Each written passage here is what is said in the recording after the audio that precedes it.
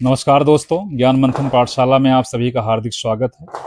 आज की इस विशेष मैराथन क्लास में हम हल करने वाले हैं हिंदी व्याकरण के 300 अति महत्वपूर्ण प्रश्न, जो यूपी टेट के लिए रामबाण साबित हो सकता है। तो अपनी कॉपी पेन तैयार रखिए, हर प्रश्न का उत्तर देने की कोशिश कीजिए और अंत में कमेंट करके अपना स्कोर जरूर बताइए। याद रखिए, देखो, परखो और फिर विश्वास करो। चलिए बिना समय गंवाए शुरू करते हैं आज की शानदार क्लास। पहला क्वेश्चन है, निम्नलिखित में से कौन सा व्यंजन अंत्यस्थ है? ए धा, बी सा, सी मा, डी ला। तो इस क्वेश्चन का सही जवाब क्या हो जाएगा दोस्तों? डी यानी ला। ठीक है, अब आगे बढ़ते हैं। दूसरा क्वेश्चन, अंत्यस्थ व्यंजन है ए शा, सा, हा, बी छ, त्रि, ज्ञ, सी आ, अंग, आहा, डी या, रा, ला, वा। तो इस क्वेश्चन का सही जवाब हो जाएगा दोस्तों डी यानी या, रा, ला, वा। ये क्या है? ये है अंतस्थ व्यंजन है। ठीक है, हम आगे बढ़ते हैं। हिंदी वर्णमाला के अंतिम पंचम अक्षरों का उच्चारण स्थान क्या है? ए अनुनासिक, बी कंठ, सी तालब, डी मूर्धन। तो इस क्वेश्चन का सही जवाब क्या हो जाएगा दोस्तों? इस क्वेश्चन का सही जवाब हो जाएगा ए अनुनासिक। ठीक है, नेक्स्ट क्वेश्चन, छ वर्ण का उच्चारण स्थान है। तो छ वर्ण का उच्चारण स्थान क्या है? ए कंठ ओष्ठ, गलत, ये नहीं होगा।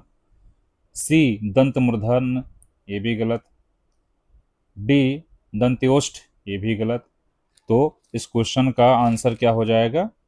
इस क्वेश्चन का आंसर हो जाएगा बी कंठ मूर्धन्य। ठीक है, कंठ मूर्धन्य। ठीक है दोस्तों, हम आगे बढ़ते हैं। भाषा के व्याकरण का मूल तत्व है।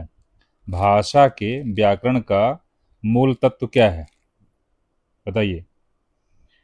ए अक्षर, बी शब्द, सी वाक्य और डी ये सभी। तो इस क्वेश्चन का सही जवाब हो जाएगा डी यानी ये सभी। ठीक है, हम आगे बढ़ते हैं। व्यंजन व्यंजन घा का उच्चारण स्थान कौन सा है? व्यंजन घा का उच्चारण स्थान कौन सा है? तो देख लेते हैं। ए मूर्धा, बी कंठ, सी तालु, डी दंत। तो इस क्वेश्चन का सही जवाब क्या हो जाएगा दोस्तों? इस क्वेश्चन का सही जवाब हो जाएगा बी यानी कंठ। ठीक है, हम आगे बढ़ते हैं। अगला क्वेश्चन है, निम्नलिखित में अयोगवाह वर्ण कौन है? निम्नलिखित में अयोगवाह वर्ण कौन है? आ, ए ओ, ए औ, अंग आह। तो इस क्वेश्चन का सही जवाब क्या हो जाएगा दोस्तों? यानी विकल्प डी सही है, अंग आह। ठीक है, हम आगे बढ़ते हैं। व्याकरण शब्द की सही व्युत्पत्ति है। व्याकरण शब्द की सही व्युत्पत्ति क्या है? देख लेते हैं। ए ऑप्शन जो दिया है वो बिल्कुल सही है, इसी को हम टिक कर लेते हैं। वी प्लस आ प्लस क्री प्लस ल्यूट। ठीक है, तो ये व्याकरण के उत्पत्ति का व्युत्पत्ति का जो है शब्द यही है। ठीक है, हम आगे बढ़ते हैं। अगला क्वेश्चन है, रा वर्ण है। अगला क्वेश्चन है, रा वर्ण है। तो रा वर्ण क्या है? तो रा वर्ण क्या है? देखिए, मूर्धन्य महाप्राण सघोष ऊष्म, बी मूर्धन्य अल्प प्राण सघोष अंत्यस्थ, सी तालब अल्प प्राण अघोष अंत्यस्थ, डी तालब महाप्राण सघोष स्पर्श। तो इस क्वेश्चन का सही जवाब क्या हो जाएगा दोस्तों? इस क्वेश्चन का सही जवाब हो जाएगा बी मूर्धन्य अल्प प्राण सघोष अंत्यस्थ। ठीक है, रावरण है। ठीक है, हम आगे बढ़ते हैं। अगला क्वेश्चन, इनमें से विवृत वर्ण है। इनमें से विवृत वर्ण है। ठीक है, देख लेते हैं। आ बड़ा ई उ। तो इस क्वेश्चन का जो जवाब हो जाएगा वो आ हो जाएगा, यानी बड़ा आ जिसे कहते हैं। ठीक है, हम आगे बढ़ते हैं। अंत्यस्थ व्यंजनों का समूह है। अंत्यस्थ व्यंजनों का समूह क्या है दोस्तों? या, वा, रा, ला, ये सब अंत्यस्थ व्यंजनों का समूह में आते हैं। देख लीजिए इसमें से कौन सा जो है विकल्प में दिया है, तो सी विकल्प में दिया हुआ है। या, वा, रा, ला, ये सब अंत्यस्थ में आते हैं। ठीक है, हम आगे बढ़ते हैं। कौन सा वर्ण युग्म अल्प प्राण नहीं है?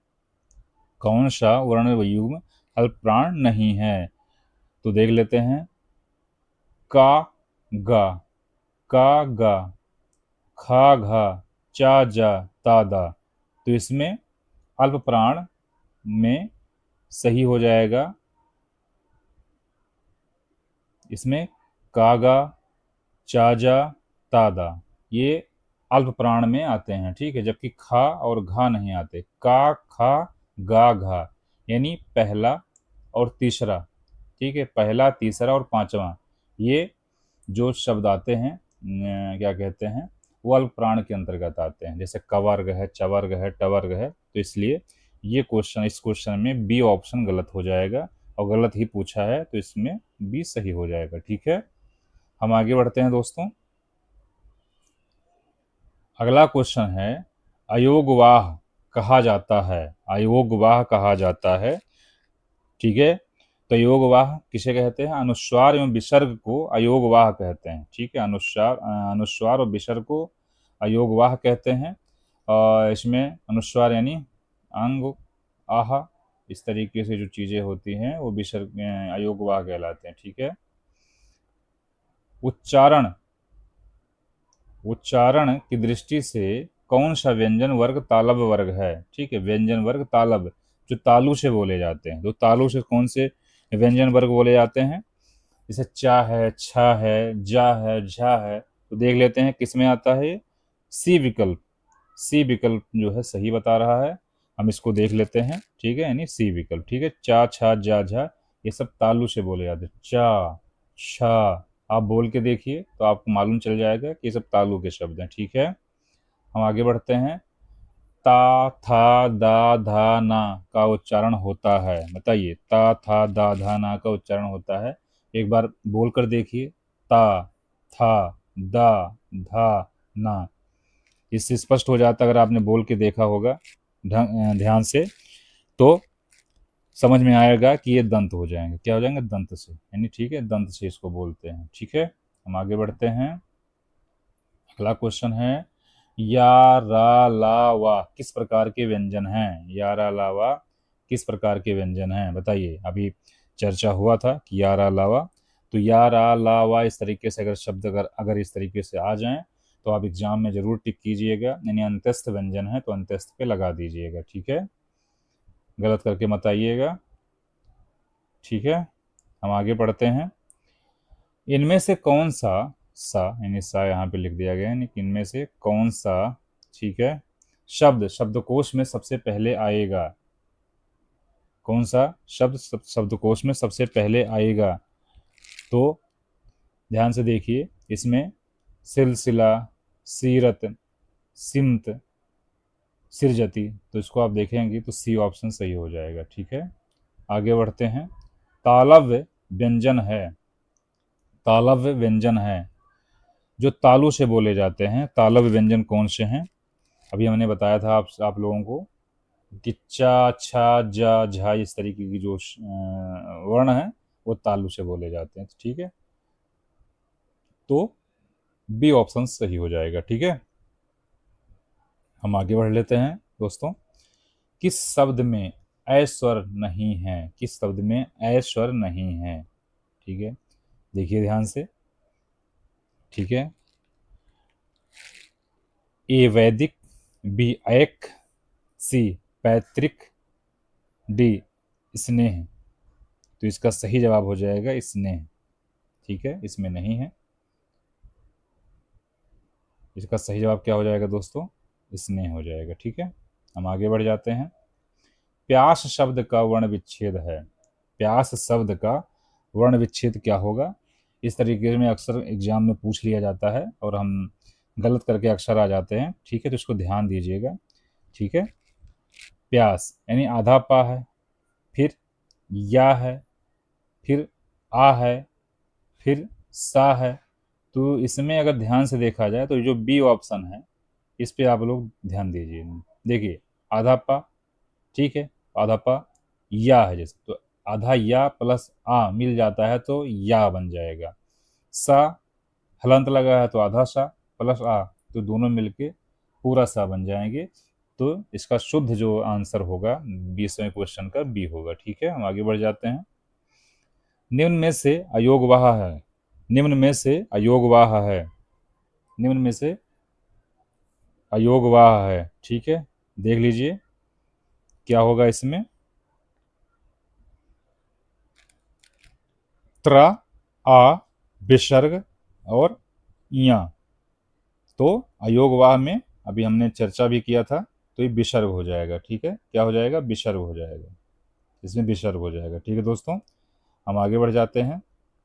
ठीक है, संयुक्त व्यंजन छ की ध्वनियां हैं। ठीक है, ये किसके मिलने से जो है क्या कहते हैं, संयुक्त, चूंकि संयुक्त व्यंजन में आते हैं छ, तो इसका सही जवाब हो जाएगा का प्लस शा प्लस शा, ये मिलके जो है छ बनते हैं। ठीक है, हम आगे बढ़ते हैं।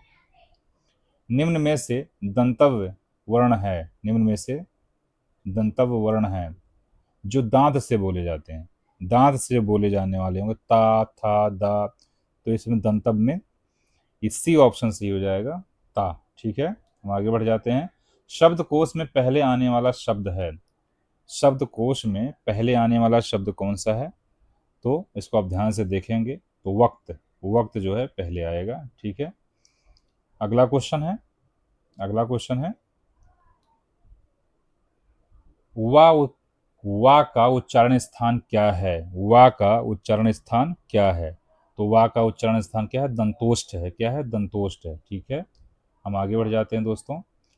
शा ध्वनि का उच्चारण स्थान है, ठीक है, शा ध्वनि यानी बड़ा सा जिसे कहते हैं, शा ध्वनि का उच्चारण स्थान क्या है, शा ध्वनि का तालु से, हम तालु से बोलेंगे। ठीक है, इस ध्वनि को तालु से बोलेंगे। ठीक है, कहाँ से बोलेंगे, तालु से बोलेंगे।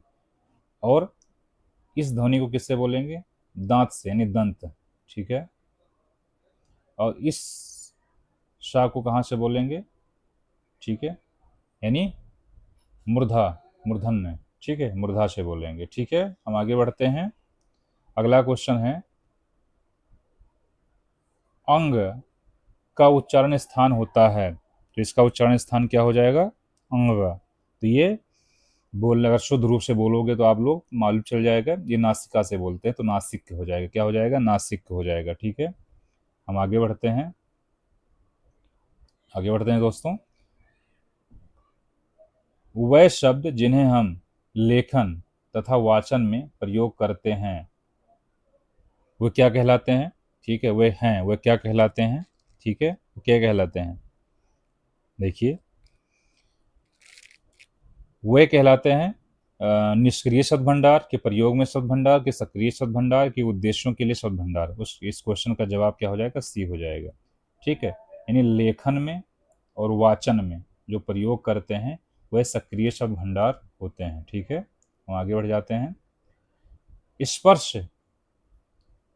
के, स्पर्श व्यंजन के उदाहरण है, स्पर्श व्यंजन के उदाहरण कौन से हैं, देखिए ध्यान से। श, त्रि, ज्ञा, श्री, ये नहीं है। ठीक है, ये इसमें नहीं आते हैं, इसको काट दीजिए। या, रा, ला, वा, ये भी नहीं होगा।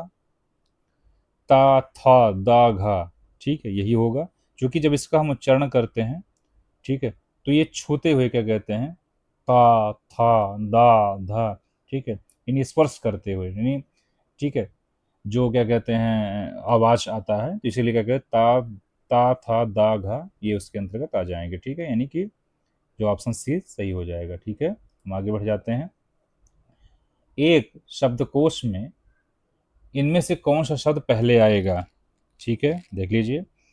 कतरा, कंटक, कमतर, काढ़ना, तो इसमें क्या आएगा दोस्तों, कंटक आएगा। आप लोग अगर इसको अच्छे से देखेंगे तो समझ में आएगा कि कंटक आएगा। ठीक है, क्या है, कंटक आएगा। अगला क्वेश्चन, अगला क्वेश्चन है या, रा, ला, वा किस प्रकार के व्यंजन है, तो या, रा, ला, वा किस प्रकार के व्यंजन है, अंतस्थ व्यंजन है। ठीक है, ये क्वेश्चन रिपीट जरूर हो रहा है, लेकिन ऐसे क्वेश्चन बार बार पूछे भी जा रहे हैं। ठीक है, निम्न में से किस व्यंजन का उच्चारण दंत नहीं है, यानी दांत से नहीं होता है? तो दंत का उच्चारण किस नहीं होता है, वो क्या है? ता, था, दा, ला, ये सब दंत से होते हैं। जो बड़ा श है, अभी हम लोगों ने देखा, ठीक है, ये दंत से नहीं होता है। ठीक है, स्वानिमिक जागरूकता संबंधित है। स्वानिमिक जो जागरूकता संबंधित है, स्वानिमिक जागरूकता संबंधित किससे है? किससे है दोस्तों? तो हम जाते हैं, क्या कहते हैं, अब विकल्पों के आंसर पे डायरेक्ट चले जाते हैं। बाकी देख लीजिए, मुझे लगता है कि यही जो इसका बी ऑप्शन है, बोले गए शब्दों में स्वनियमों को पहचान कर उनमें परिवर्तन करने की योग्यता से स्वनियमिक होता है। ठीक है, हम आगे बढ़ जाते हैं। शब्द सार्थक तभी कहे जाएंगे, शब्द जो होते हैं सार्थक तभी कहे जाएंगे जब उनके निश्चित अर्थ निकलें।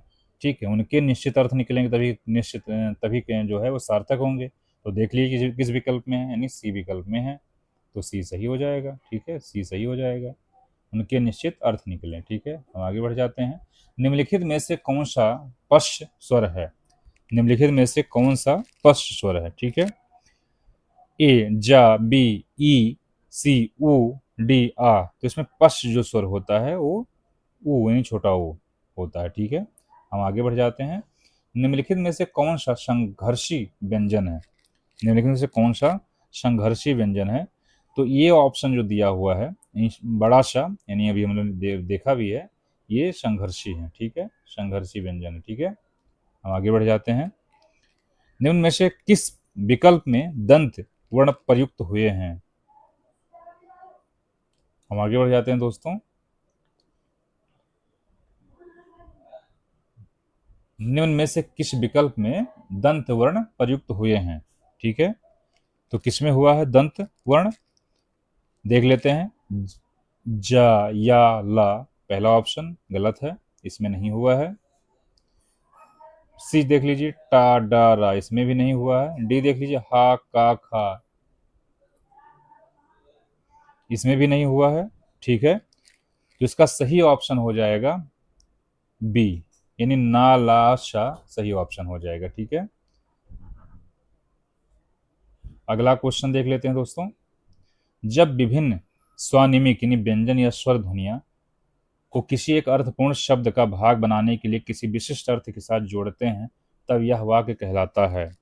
तब यह वाक्य क्या कहलाता है? भाषा की अर्थपूर्ण लघु इकाई, की लेखा चित्र, की अक्षर, की शाश्वर। बताइए इसका आंसर क्या होगा? इसका आंसर होगा सी, यानी अक्षर कहलाते हैं। ठीक है, आगे बढ़ जाते हैं। जब किसी स्वनिमी की ध्वनि शब्द की वर्तनी के आधार पर बदलती है तो उसे क्या कहते हैं? उसे क्या कहते हैं?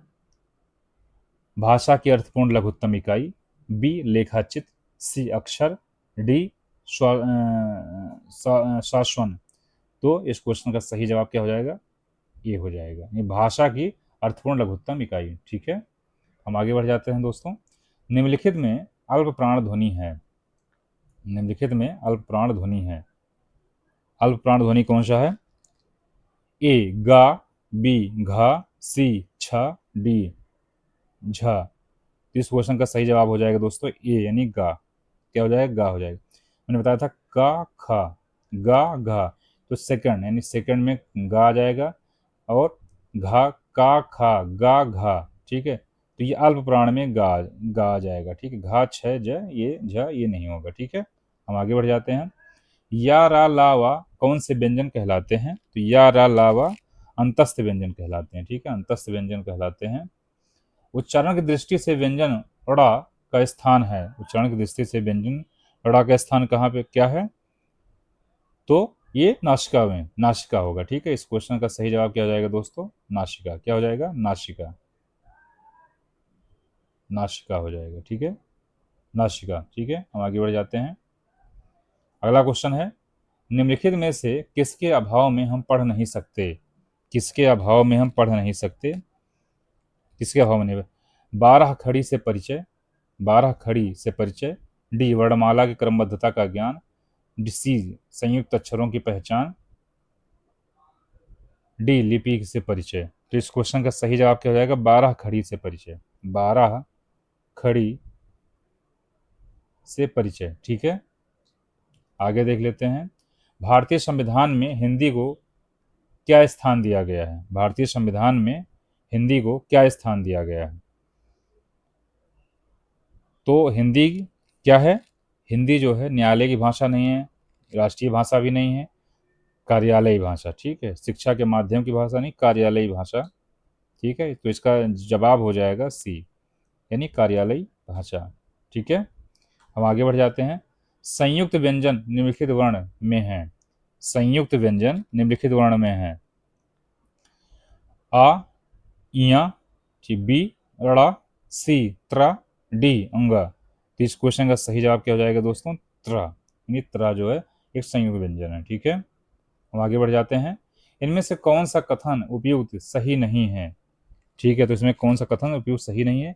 भाषा प्रतीकों की एक ढांचा है, सही है, प्रतीकों का ढांचा है, सही है।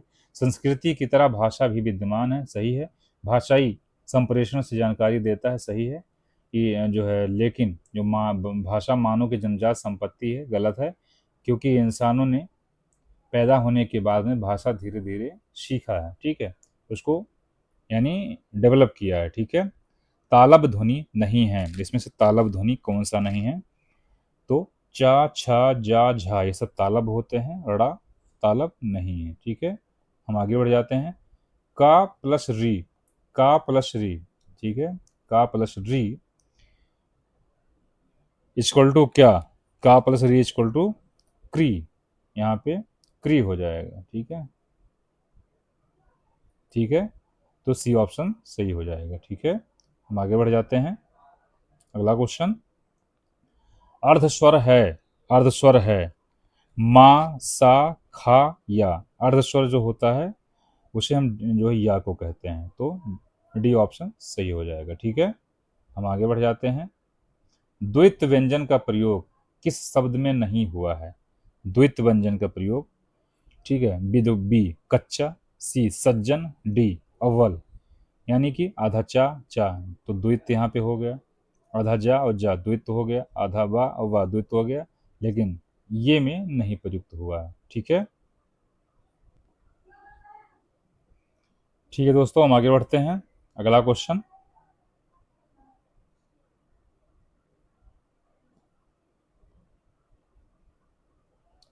देखिए इसमें 85 क्वेश्चन है, नहीं एक। तो अगला क्वेश्चन है, हिंदी की कंठ ध्वनियां हैं, हिंदी की कंठ ध्वनियां हैं। ता, था, दा, धा, चा, छा, जा, झा, का, खा, गा, घा, और डा, ड़ा, वा, हा और दा। बताइए कंठ ध्वनियां कौन सी हैं? कंठ ध्वनियां कौन सी हैं? तो सी ऑप्शन देख लीजिए, सी ऑप्शन देख लीजिए, एक मिनट, सी ऑप्शन। ठीक है, का, खा, गा और घा। ठीक है, आगे बढ़ जाते हैं हम। अल्प प्राण तालब ध्वनि कौन सी है? अल्प प्राण तालब ध्वनि ध्वनि कौन सी है? तो इस क्वेश्चन का सही जवाब क्या हो जाएगा? सी, यानी जा। जा जो है अल्प प्राण तालब ध्वनि है। ठीक है, आगे बढ़ जाते हैं। आभ्यंतर प्रयत्न के अनुसार वर्णों के उच्चारण के मुख्य रूप से कितने भेद हैं? आभ्यंतर प्रयत्न के अनुसार, ठीक है, इसके 5 भेद बताए गए हैं। ठीक है, कितने भेद बताए गए हैं? 5 भेद। सो सी ऑप्शन सही हो जाएगा। ठीक है, ठीक है दोस्तों, हम आगे बढ़ते हैं। री की मात्रा को छोड़कर और अंग आह को लेकर व्यंजनों के साथ सब स्वरों के मिलाप को क्या कहते हैं? तो इसके मिलाप को क्या कहते हैं? 12 खड़ी कहते हैं। ठीक है, क्या कहते हैं दोस्तों? 12 खड़ी कहते हैं। ठीक है, ठीक है, हम आगे बढ़ते हैं। आ और आ का उच्चारण स्थल है। ठीक है, आ और आ का उच्चारण स्थल क्या है? कंठ है, यानी इसका जो है कंठ है। तालु मूर्धा दंत गलत है, इसमें ये ऑप्शन कंठ हो जाएगा। ठीक है, हम आगे बढ़ जाते हैं। हिंदी भाषा में कौन सी ध्वनियाँ जो स्वतंत्र रूप से बोली या लिखी जाती है कहलाती है? स्वतंत्र रूप से बोली या लिखी जाती है वो स्वर कहलाती है। क्या कहलाती है? स्वर कहलाती है। ठीक है, हम आगे बढ़ जाते हैं। हिंदी में उच्चारण के आधार पर कितने वर्ण होते हैं? हिंदी में उच्चारण के आधार पर उच्चारण के आधार पे पूछा है दोस्तों। क्या पूछा? उच्चारण के आधार पे वर्णों की संख्या पूछा है, तो ये 45 होते हैं। ठीक है, कितने होते हैं? 45 होते हैं, ध्यान रखिएगा। जिनके उच्चारण में दीर्घ स्वर से भी अधिक समय लगता है वे कहलाते हैं, वे क्या कहलाते हैं दोस्तों? वे पुलुत स्वर कहलाते हैं, पुलुत स्वर कहलाते हैं। ठीक है, हम आगे बढ़ जाते हैं। आ प्लस ई, आ प्लस ई इक्वल टू क्या? क्या होता है? आ प्लस ई इक्वल टू ए होता है। ठीक है, ओके, तो इसके लिए इसका आंसर क्या हो जाएगा? बी हो जाएगा। ठीक है, हम आगे बढ़ जाते हैं। अगला क्वेश्चन, व्यंजन वर्णों की कुल संख्या है, व्यंजन वर्णों की कुल संख्या कितनी है? व्यंजन वर्णों की कुल संख्या 33 होता है, तो डी ऑप्शन सही हो जाएगा। ठीक है, अगला क्वेश्चन, हिंदी वर्णमाला में कुल कितने व्यंजन वर्ण हैं? हिंदी वर्णमाला में कुल कितने व्यंजन वर्ण हैं? तो अभी हम लोग ने देखा डी 33 हो जाएगा। अगला क्वेश्चन, वर्णोच्चारण की दृष्टि से बेमेल चुनिए। ठीक है, इसमें बेमेल कौन सा है? ठीक है, तो औ और औ कंठस्थ, ओ और औ कंठस्थ, ये सही है।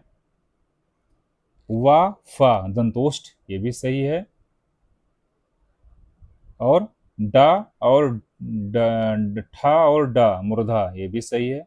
गलत क्या है? दा और धा तालु, ये गलत है, वो गलत ही पूछा है, तो इसलिए सी ऑप्शन सही हो जाएगा। ठीक है, हम आगे बढ़ जाते हैं।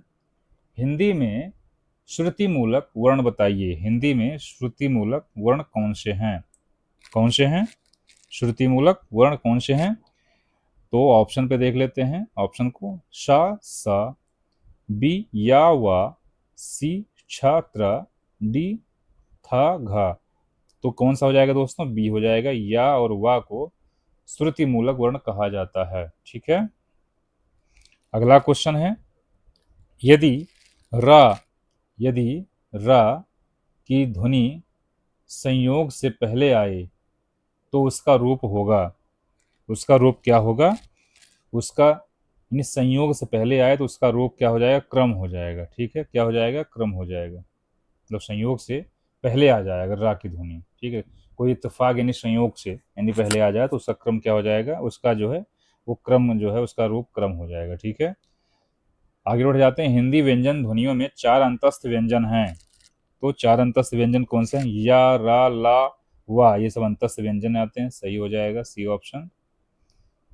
शब्दों के अक्षरों का हेर फेर कहलाता है, शब्दों के अक्षरों का हेर फेर कहलाता है वर्ण विपर्य। ठीक, वर्ण विपर्य कहलाता है। ठीक है, अक्षरों का, शब्दों के अक्षरों का हेर फेर। ठीक है, अक्षरों का हेर फेर।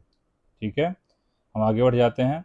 पठन में वर्ण संकेत, पठन में वर्ण संकेत वे संकेत हैं, ठीक है, जो जो क्या करते हैं?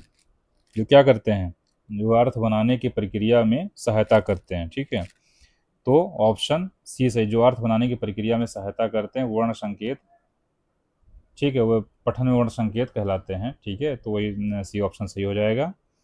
हिंदी वर्णमाला में वर्णों के प्रथम, तृतीय, पंचम व्यंजन ध्वनियों को प्राण तत्व के आधार पर क्या कहते हैं? ठीक है, प्रथम, तृतीय और पंचम। ठीक है, जैसे का, खा, गा, घा, अंगा, तो ये और तृतीय, ये, ठीक है, प्रथम हो गया, तृतीय हो गया और पंचम हो गया। ये क्या है? प्राण तत्व के आधार पर क्या कहलाते हैं? तो ये अल्प प्राण कहलाएंगे। क्या कहलाएंगे? अल्प प्राण कहलाएंगे। ठीक है, अल्प प्राण कहलाएंगे, ये ऑप्शन सही हो जाएगा। ठीक है, अगला क्वेश्चन, प्रयत्न के आधार पर व्यंजनों के भेद हैं। इसके आधार पर व्यंजनों के कितने भेद हैं? 2 भेद होते हैं। ठीक है, डायरेक्ट अगर ऐसे क्वेश्चन आ जाता है कितने भेद होते हैं? 2, तो 2 बता दीजिएगा। ठीक है, अढ़ा और अढ़ा व्यंजन है, ये कौन से व्यंजन हैं? ये लुंठित, उत्क्षिप्त, अयोगवाह, इनमें से कोई नहीं, तो ये बी ऑप्शन सही हो जाएगा, उत्क्षिप्त हो जाएगा। ठीक है, हम आगे बढ़ जाते हैं। आ प्लस ई, आ प्लस ई क्या बन जाता है, आ प्लस सी ए बन जाता है, बी ऑप्शन सही हो जाएगा। व्यंजन वर्णों की कुल संख्या है, व्यंजन वर्णों की कुल संख्या कितनी है, व्यंजन वर्णों की कुल संख्या कितनी है दोस्तों, 33 है, 33 है, ठीक है। हिंदी वर्णमाला में कुल कितने व्यंजन जो हैं, तो हिंदी वर्णमाला में कुल कुल जो है 33 व्यंजन हैं, ठीक है। हम आगे बढ़ जाते हैं। सभी वर्ण व्याकरण सम्मत ढंग से और निश्चित क्रम में लिखना है, ठीक है। सभी वर्ण व्याकरण सम्मत ढंग से और निश्चित क्रम में लिखना है, ठीक है। तो उसे क्या कहते हैं, वो वर्णमाला होता है, ठीक है। अगर सभी वर्ण व्याकरण सम्मत ढंग से और निश्चित क्रम में लिखा जाता है तो वो वर्णमाला, ठीक है, वो उसे वर्णमाला की संज्ञा दी जाती है, ठीक है। हम आगे बढ़ जाते हैं। अगला क्वेश्चन है ज्ञा, ज्ञा जो है में मिलन है, क्या मिला के ज्ञा बनाया जाता है, तो जा प्लस या मिलके, तो जा या कहाँ पे है, डी में है, ठीक है। आधा जा और या मिलके क्या बन जाते हैं, ठीक है, क्या बन जाते हैं दोस्तों, ज्ञा बन जाते हैं, ठीक है। हम आगे बढ़ जाते हैं। ऊष्म व्यंजन कौन से हैं, तो ऊष्म व्यंजन कौन से हैं दोस्तों, शा, शा और हा, यानी डी ऑप्शन सही हो जाएगा, ठीक है। हम आगे बढ़ जाते हैं। चित्रहार का वर्ण विच्छेद है, चित्रहार का वर्ण विच्छेद क्या होगा, तो ध्यान से देखिए, ये ऑप्शन सही है इसमें, चा प्लस ई, ता प्लस अधरा, आ हा प्लस आ अधरा प्लस आ, ये मिलके जो है, ध्यान से अगर इसको आप देखेंगे तो चित्रहार का वर्ण विच्छेद यही होगा, ठीक है। हम आगे बढ़ जाते हैं। अड़ा और ढा, ठीक है, ध्वनियाँ नहीं आती हैं, ठीक है, ध्वनियाँ नहीं आती हैं, ये हम कभी भी शब्द के पहले नहीं आती हैं, ठीक है, ये कभी भी शब्द के पहले नहीं आएंगे, शब्द के बाद ही आएंगे, ये ऑप्शन सही हो जाएगा। शा ध्वनि का उच्चारण स्थान है, जो शा यानी शा ध्वनि का उच्चारण स्थान है, पहले भी चर्चा हो चुकी है, तालु, ठीक है, तालु, ठीक है। हम आगे बढ़ जाते हैं। भाषा में ध्वनि की सबसे छोटी सार्थक इकाई कौन सी है, कौन, ठीक है, कौन सी है, कौन सी है, ठीक है, तो कौन सी है, स्वनिम, क्या कौन सी होगा दोस्तों, स्वनिम होगा, ठीक है। हम आगे बढ़ जाते हैं। अगला क्वेश्चन है भारतीय संविधान में हिंदी भाषा को क्या दर्जा दिया गया है, भारतीय संविधान में हिंदी भाषा को क्या दर्जा दिया गया, राजभाषा या कार्यालयी भाषा का दर्जा दिया गया है, राष्ट्रभाषा नहीं है, सह राजभाषा या शास्त्रीय भाषा नहीं, राजभाषा का दर्जा दिया गया है, ठीक है। अगले क्वेश्चन पे हम चर्चा कर लेते हैं, हिंदी भारत की है, तो स्वाभाविक सी बातें हैं कि राजभाषा है, ठीक है, कार्यालय या जो है राज्य में जो भाषा, ठीक है, जो कार्यालय में या ऑफिस में जो उपयोग किया जाता है उसे कहते हैं, ठीक है। भारतीय संविधान में हिंदी भाषा का क्या स्थान है, तो ये हो गया हिंदी भाषा यानी राजभाषा हो जाए, ठीक है, राजभाषा हो जाएगा यानी ऑफिशियल हो जाएगा, राजभाषा हो जाएगा, ठीक है। हम आगे बढ़ जाते हैं। भारतीय संविधान में अंग्रेजी भाषा का क्या स्थान है, अंग्रेजी भाषा का क्या स्थान है, तो ये सह राजभाषा होगा, ठीक है, ऐसा कहा गया था, ठीक है, जब संविधान जो है लागू होने के बाद में, कि अंग्रेजी को कुछ सालों के बाद, ठीक है, इसको क्या नाम है, राष्ट्रभाषा के रूप में हिंदी को, ठीक है, ले लिया जाएगा, जब तक अंग्रेजी जो है उसका सहभाषा के रूप में कार्य करता रहेगा, तो डी ऑप्शन सही हो जाएगा, ठीक है, डी ऑप्शन सही हो जाएगा इसका, ठीक है। ध्वनि विज्ञान के 5 अवयव हैं, ध्वनि विज्ञान के 5 अवयव हैं, ठीक है, एक मिनट दोस्तों।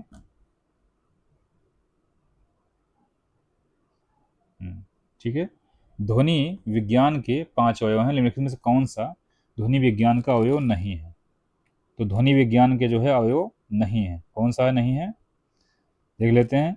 बलाघात, लहजा, संयोजन, विहंग दृष्टि, तो इसमें से कौन सा नहीं होगा, बताइए,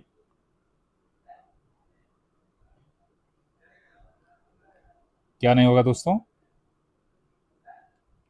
फिर से पढ़ लीजिए। बलाघात, लहजा, संयोजन, विहंगम, दृष्टि, स्किम, तो इसमें से कौन सा नहीं होगा, तो जो विहंगम दृष्टि होती है, स्किम, ये नहीं होगा, ठीक है। हम आगे बढ़ जाते हैं।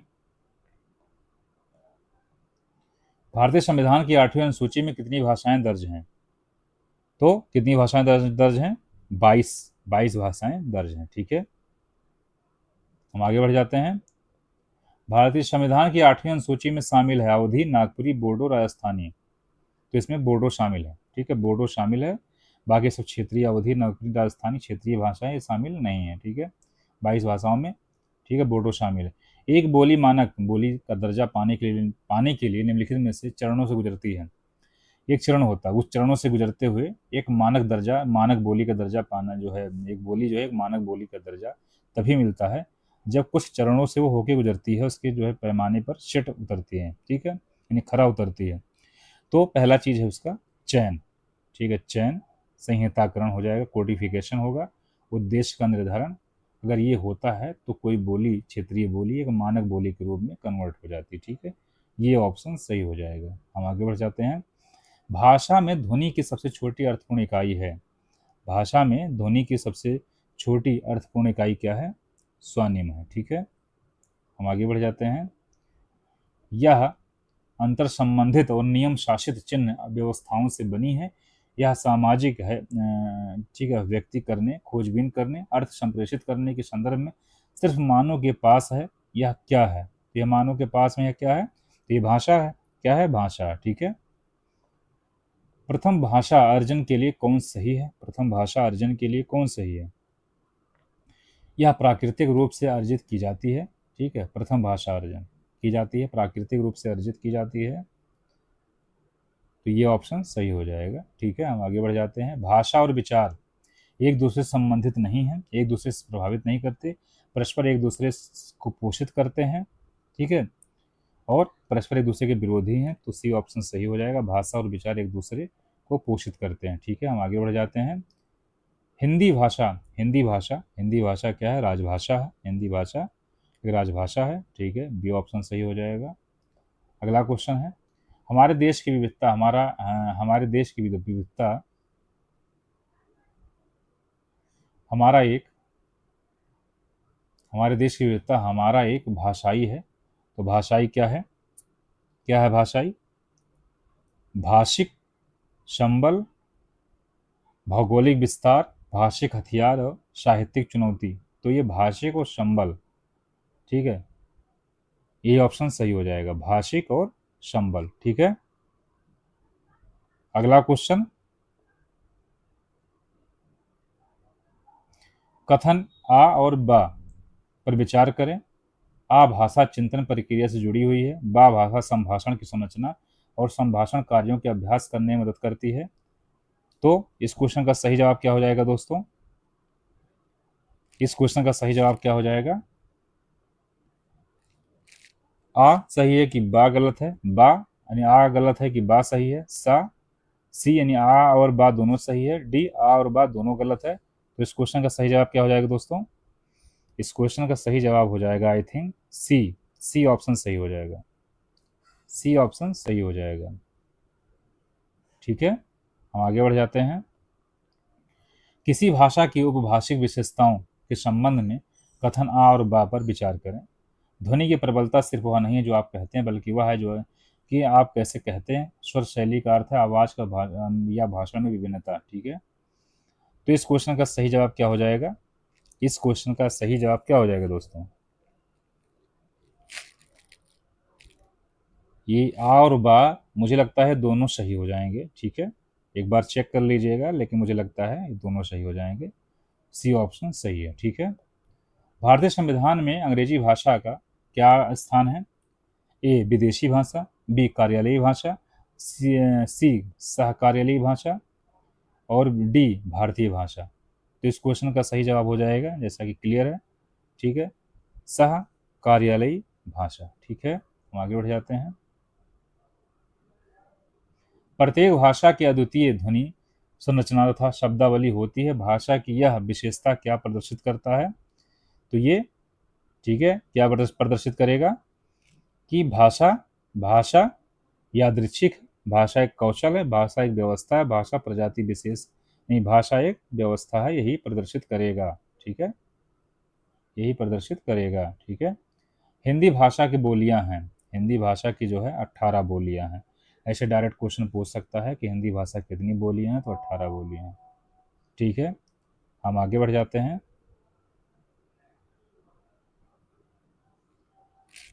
अगला क्वेश्चन है, ठीक है, हम अगला क्वेश्चन की तरफ बढ़ जाते हैं। इस देश में हिंदी भाषा का प्रयोग लिखने एवं बोलने में किया जाता है। इस देश में हिंदी भाषा का प्रयोग लिखने और बोलने में किया जाता है। तो इंडिया के अलावा और वो कई देशों में है, उसमें जो ऑप्शन दिया हुआ है इसमें डी ऑप्शन मॉरिशस हो जाएगा, मॉरिशस लगा दीजिए, ठीक है। निम्नलिखित में से कौन सी भाषा के विषय में सत्य नहीं है? भाषा के विषय में सत्य नहीं है। प्रत्येक भाषा की लिपि होती है, भाषा के लिए लिपि आवश्यक नहीं है। प्रत्येक भाषा का व्याकरण होता है, भाषा प्राथमिक रूप से मौखिक है। तो सत्य नहीं है, तो सत्य ये नहीं है, प्रत्येक भाषा की लिपि होती है, ठीक है, कि ऐसा नहीं है, ठीक है। बहुत सारी ऐसी भाषाएं जिसकी लिपि नहीं है, ठीक है। निम्नलिखित में से कौन सा सामाजिक बोली को परिभाषित करता है? निम्नलिखित में से कौन सा सामाजिक बोली को परिभाषित करता है? कौन सा करता है? व्यक्तियों के समूह अथवा समुदाय की भाषा की वाक विशेषताएं, एक महाद्वीप अथवा एक देश अथवा एक राज्य की भाषा, एक क्षेत्र की भाषाओं के भीतर एक भाषा की वाक विशेषताएं, क्षेत्र की लिखित भाषा तथा साहित्य। तो इस क्वेश्चन का सही जवाब हो जाएगा दोस्तों ए, यानी व्यक्तियों के समूह अथवा समुदाय की वाक विशेषताएं, ठीक है। हम आगे बढ़ जाते हैं। अगला क्वेश्चन, संकेत भाषा क्या है? संकेत भाषा क्या है? संकेत देख लेते हैं। व्याकरण के साथ स्वाभाविक भाषा, स्वाभाविक भाषा नहीं है। व्याकरण के बिना एक स्वाभाविक भाषा। और डी, बधिर समुदाय के लिए हाव भाव समूह। इसका ऑप्शन यानी ये सही हो जाएगा, व्याकरण के साथ एक स्वाभाविक भाषा है, ठीक है। आगे बढ़ जाते हैं। जो लोग अनेक भाषाएं जानते हैं उन्हें क्या कहते हैं? जो लोग अनेक भाषाएं जानते हैं उन्हें क्या कहते हैं? उन्हें बहुभाषी कहेंगे, है ना, बहुभाषाविद कहेंगे, बहुवक्ता कहेंगे कि एक भाषीय कहेंगे। उन्हें ये ऑप्शन सही हो जाएगा, बहुभाषी कहेंगे। क्या कहेंगे? बहुभाषी कहेंगे, ठीक है। निम्नलिखित में से कौन सा भारत में हिंदी भाषा के संबंध में सत्य है? कौन सा सत्य है? इसमें देख लेते हैं। राष्ट्रभाषा नहीं है, द्वितीय भाषा नहीं है, या भारत की सह राजभाषा है। इसमें जो डी ऑप्शन देख लीजिए, हिंदी भाषा भारत की राजभाषा, यही सही हो जाएगा। अगला क्वेश्चन है, निम्नलिखित में से कौन सी भाषा भारतीय संविधान की 8वीं अनुसूची में सम्मिलित नहीं है? तो बोडो है, संथाली है, मणिपुर है, ठीक है, भोजपुरी भाषा इसमें शामिल नहीं है, ठीक है। हम आगे बढ़ जाते हैं। हिंदी भाषा के मानकीकरण का सचेष्ट प्रयास किस पत्रिका में किया गया था? हिंदी भाषा के मानकीकरण के लिए मतलब एक सचेष्ट प्रयास किया गया था, तो किस में किया गया था? सरस्वती जो पत्रिका जो है थी उसमें किया गया था, ठीक है, सरस्वती पत्रिका में किया गया था। संस्कृत जो है, ठीक है, ठीक है, आगे बढ़ते हैं। संस्कृत ध्वनियों के वैज्ञानिक आधार पर वर्गीकृत है, ठीक है। तो संस्कृत ध्वनियों के वैज्ञानिक आधार पर वर्गीकृत है क्या? देवनागरी वर्णमाला, देवनागरी वर्णमाला, ठीक है। आगे बढ़ते हैं। हिंदी भाषा का मानकीकरण, हिंदी भाषा का मानकीकरण करने वाली संस्था को किस नाम से जाना जाता है? जो मानक निर्धारित करती है वो कोई ना कोई संस्था होगी, वो कौन सी है? तो इसमें बी ऑप्शन पर ध्यान दीजिए, केंद्रीय हिंदी निदेशालय, ठीक है। मानक जो हिंदी भाषा के मानकीकरण के लिए, ठीक है, एक महत्वपूर्ण जो संस्था है, ठीक है। इंसानी भाषा का विकास प्राकृतिक वस्तुओं के स्वाभाविक आवाज़ों को पहचानने से शुरू होता है, यह कथन है। यह कथन क्या है? अगर देखा है ध्यान से तो यह कथन सत्य होगा कि असत्य होगा, निरर्थक होगा, कोई नहीं होगा। इसमें क्या होगा? सत्य होगा, सत्य ही कहा गया है, ठीक है। अगला क्वेश्चन, हिंदी को आम बोलचाल की महाभाषा किसने कहा था? हिंदी की, ठीक है, आम बोलचाल की महाभाषा किसने कहा था? किसने कहा था? महाभाषा, ठीक है। तो जॉर्ज ग्रियर्सन ने कहा था, ठीक है। बी ऑप्शन सही हो जाएगा। निम्नलिखित में से कौन सी बोली के विषय में सही नहीं है? बोली के विषय में कौन सा सही नहीं है, ठीक है, देख लेते हैं। बोली एक क्षेत्रीय क्षेत्र की भाषा विशेषता है, सही है। बोली एक सामाजिक या एक व्यावसायिक समूह की विशेषता है, ये भी सही है। बोली कोई नई भाषा नहीं है, वह उसी भाषा का हिस्सा है, ये क्वेश्चन भी सही होना चाहिए। डी ऑप्शन, बोली उसी भाषा परिवार की एक नई शाखा है, गलत है। डी ऑप्शन गलत हो जाएगा, ठीक है। हम आगे बढ़ जाते हैं। निम्नलिखित में से कौन सा भाषा के संबंध में सही नहीं है? कौन सा सही नहीं है? भाषा व्यवस्थाओं की व्यवस्था है, बिल्कुल सही है। भाषा यादृच्छिक है, सही है। भाषा एक तर्कसंगत व्यवस्था है, भाषा एक तर्कसंगत व्यवस्था है, ये गलत है। भाषा अर्थ पर संकेंद्रित है, ये सही है, यानी सी ऑप्शन गलत हो जाएगा। ठीक है, हम अगले क्वेश्चन की तरफ बढ़ जाते हैं दोस्तों। ग्रियर्सन के अनुसार भारत में कुल कितनी बोलियां हैं, कितनी बोलियां हैं? ठीक है, तो इन्होंने बताया था तकरीबन 550 के आसपास बताया था, और वैसे देखा जाए तो बोलियों में जो इन्होंने बताया था उस हिसाब से 544 हो जाएगा। ठीक है, 544। भारत से तात्पर्य है, सॉरी, भाषा से तात्पर्य क्या है? भाषा से क्या तात्पर्य? भाषण देना, भाषण देना भाषा से तात्पर्य नहीं है। बोलना सिखाना, ये भी नहीं है। जो है ध्वन्यात्मक, यानी ध्वन शब्दों द्वारा विचार प्रकट करना भाषा का कार्य है, यानी भाषा की विशेषता है, तो सी ऑप्शन सही हो जाएगा। ठीक है, अगला क्वेश्चन है दोस्तों, निम्नलिखित में से कौन सा भाषा के बारे में सही नहीं है? कौन सा भाषा के बारे में सही नहीं है? ठीक है, कौन सा सही नहीं है? भाषा एक वैज्ञानिक व्यवस्था है, बिल्कुल सही है। भाषा की संस्कृति से कोई संबंध नहीं है। ठीक है, के बारे में कौन सही नहीं है, ध्यान दीजिए। भाषा व्यवस्थाओं की व्याख्या है, भाषा का संस्कृति, बात संस्कृति से कोई संबंध नहीं, संबंध है। ठीक है, संबंध है। कि भाषा व्यवस्थाओं की व्याख्या है, प्रत्येक भाषा की लिपि होती है। इस क्वेश्चन का जवाब थोड़ा कन्फ्यूजन है इसमें। ठीक है, क्योंकि ध्यान से देखिए, भाषा एक वैज्ञानिक व्यवस्था, ये सही है। भाषा व्यवस्थाओं की व्याख्या है, भाषा का संस्कृति से कोई संबंध नहीं, संस्कृति से संबंध तो कुछ होता ही है, अब पूरी तरीके से नहीं होता है। प्रत्येक भाषा की लिपि होती है, ये भी क्वेश्चन अभी मेरे, प्रत्येक भाषा की लिपि होती है। ठीक है, बोली की तो इसमें से क्वेश्चन का जो आंसर जो है होना चाहिए, भाषा व्यवस्थाओं की व्याख्या है। ठीक है, आई होप यही नहीं होना चाहिए। ठीक है, यही नहीं होना चाहिए, यानी बी ऑप्शन मेरे समझ से होना चाहिए। ठीक है, आगे बढ़ जाते हैं। भारतीय भाषाओं को संविधान किस अनुसूची में शामिल किया गया है? तो ये स्पष्ट है कि अष्टम यानी 8वीं अनुसूची में शामिल किया गया है, 22। ठीक है, कितने? 22 भाषाओं को। ठीक है, अष्टम में।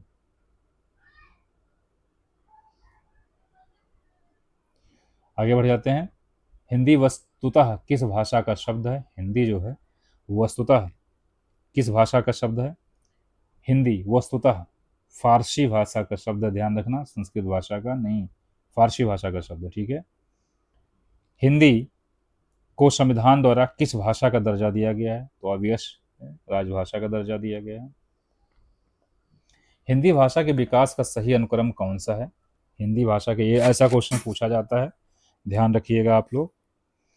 अनुक्रम, पाली, पहले पाली लगा दीजिए, पाली, प्राकृत, अपभ्रंश, हिंदी। ठीक है, पाली, प्राकृत, अपभ्रंश, हिंदी, यही क्रम सही है। पाली जैनी, जो जैनियों का पाली हो, प्राकृत, सॉरी, प्राकृत जैनियों का, पाली जो क्या कहते हैं बौद्ध का, अपभ्रंश, अपभ्रंश के बाद में हिंदी शुद्ध रूप से डेवलप हुआ। ठीक है, आगे बढ़ते हैं। हिंदी की मूल उत्पत्ति किस अपभ्रंश से मानी जाती है? ऐसा क्वेश्चन जो है यूपीपीसीएससी सेट में कई बार पूछा है, और वैसे भी कई एग्जाम्स में इसको पूछे गए हैं। तो इस क्वेश्चन का सही जवाब क्या हो जाएगा दोस्तों? क्या हो जाएगा? सौसेनी। क्या हो जाएगा? सौसेनी। ठीक है, अगला क्वेश्चन, संविधान के अनुच्छेद 351 में किस बात का उल्लेख है? किस बात का 351 में उल्लेख किया गया है? किस बात का उल्लेख किया गया है? कि हिंदी के विकास के लिए जो है इसमें जो है एक दिशा निर्देश दिया गया है, तो देख लीजिए कौन सा है। डी ऑप्शन सही है, हिंदी के विकास के लिए निर्देश दिया गया है। ठीक है, हम आगे बढ़ जाते हैं। अगला क्वेश्चन, हिंदी का उद्भव अपभ्रंश की अंतिम अवस्था से स्वीकार करते हैं। ठीक है, तो प्राकृत, पाली, अवहट्ट, संस्कृत, तो जो उद्भव अपभ्रंश की अंतिम अवस्था स्वीकार करते हैं तो इसमें अवहट्ट कहलाते हैं। ठीक है, वह क्या होगा? अवहट्ट होगा। ठीक है, हिंदी बोलियों में किन बोलियों का साहित्य सबसे प्राचीन व रूपात्मक है? सबसे प्राचीन और रूपात्मक किसमें है, बताइए? राजस्थानी, बुंदेलखंडी, ब्रज, कन्नौजी, तो इसका सही जवाब हो जाएगा राजस्थानी। ठीक है, सबसे प्राचीन रूपात्मक राजस्थानी में। ठीक है, आगे बढ़ जाते हैं। भाषा होती है, भाषा क्या होगी? भाषा चेंज होता रहता है। ठीक है, निश्चित होगा नहीं, स्थायी होगा नहीं, परिवर्तनशील नहीं, परिवर्तनशील है, परिवर्तनशील है। ठीक है, हम आगे बढ़ जाते हैं। अगला क्वेश्चन है, निम्नलिखित में से हिंदी की लिपि है, तो हिंदी की क्या लिपि है? हिंदी की लिपि देवनागरी लिपि है। ठीक है, देवनागरी लिपि है। अगला क्वेश्चन, हिंदी भाषा में बोलियों की संख्या है, तो हिंदी भाषा में बोलियों की संख्या कितनी है? 18 है। सीधा सीधा अगर ऐसे फैक्चुअल क्वेश्चन पूछ लिया जाए तो आप लोग बता दीजिएगा कि 18 है। ठीक है, का अक्सर गलत हो जाता है इस तरीके से क्वेश्चन। हिंदी की प्रमुख बोलियां हैं, हिंदी की प्रमुख बोलियां क्या है? ठीक है, 128 नंबर क्वेश्चन देखिए, हिंदी की प्रमुख बोलियां क्या हैं? तो ब्रज भाषा, अवधी भाषा सब हिंदी की प्रमुख बोलियां हैं, तो ये ऑप्शन सही हो जाएगा। ठीक है, हम आगे बढ़ जाते हैं। अगला क्वेश्चन है, भाषा से क्या अभिप्राय है? भाषा विज्ञान की व्यवस्था है, व्यवस्थाओं की व्यवस्था है, विकासात्मक व्याकरणात्मक व्यवस्था है, अक्षर और ध्वनियां हैं। भाषा से क्या अभिप्राय है? व्यवस्थाओं की व्यवस्था है। भाषा जो है क्या करता है? सीक्वेंस में, ठीक है, चीज़ों को सजाने का कार्य कर देता है, तो व्यवस्थाओं की व्यवस्था है। ठीक है, बोली से क्या तात्पर्य है? बोली से क्या तात्पर्य है? बोली से क्या तात्पर्य है? बताइए, बोली से क्या तात्पर्य है? बोली हमें क्या बताती है? किसी एक क्षेत्र या सामाजिक समूह की वाचन विशेषता। ठीक है, क्षेत्र विशेष के वाचन की।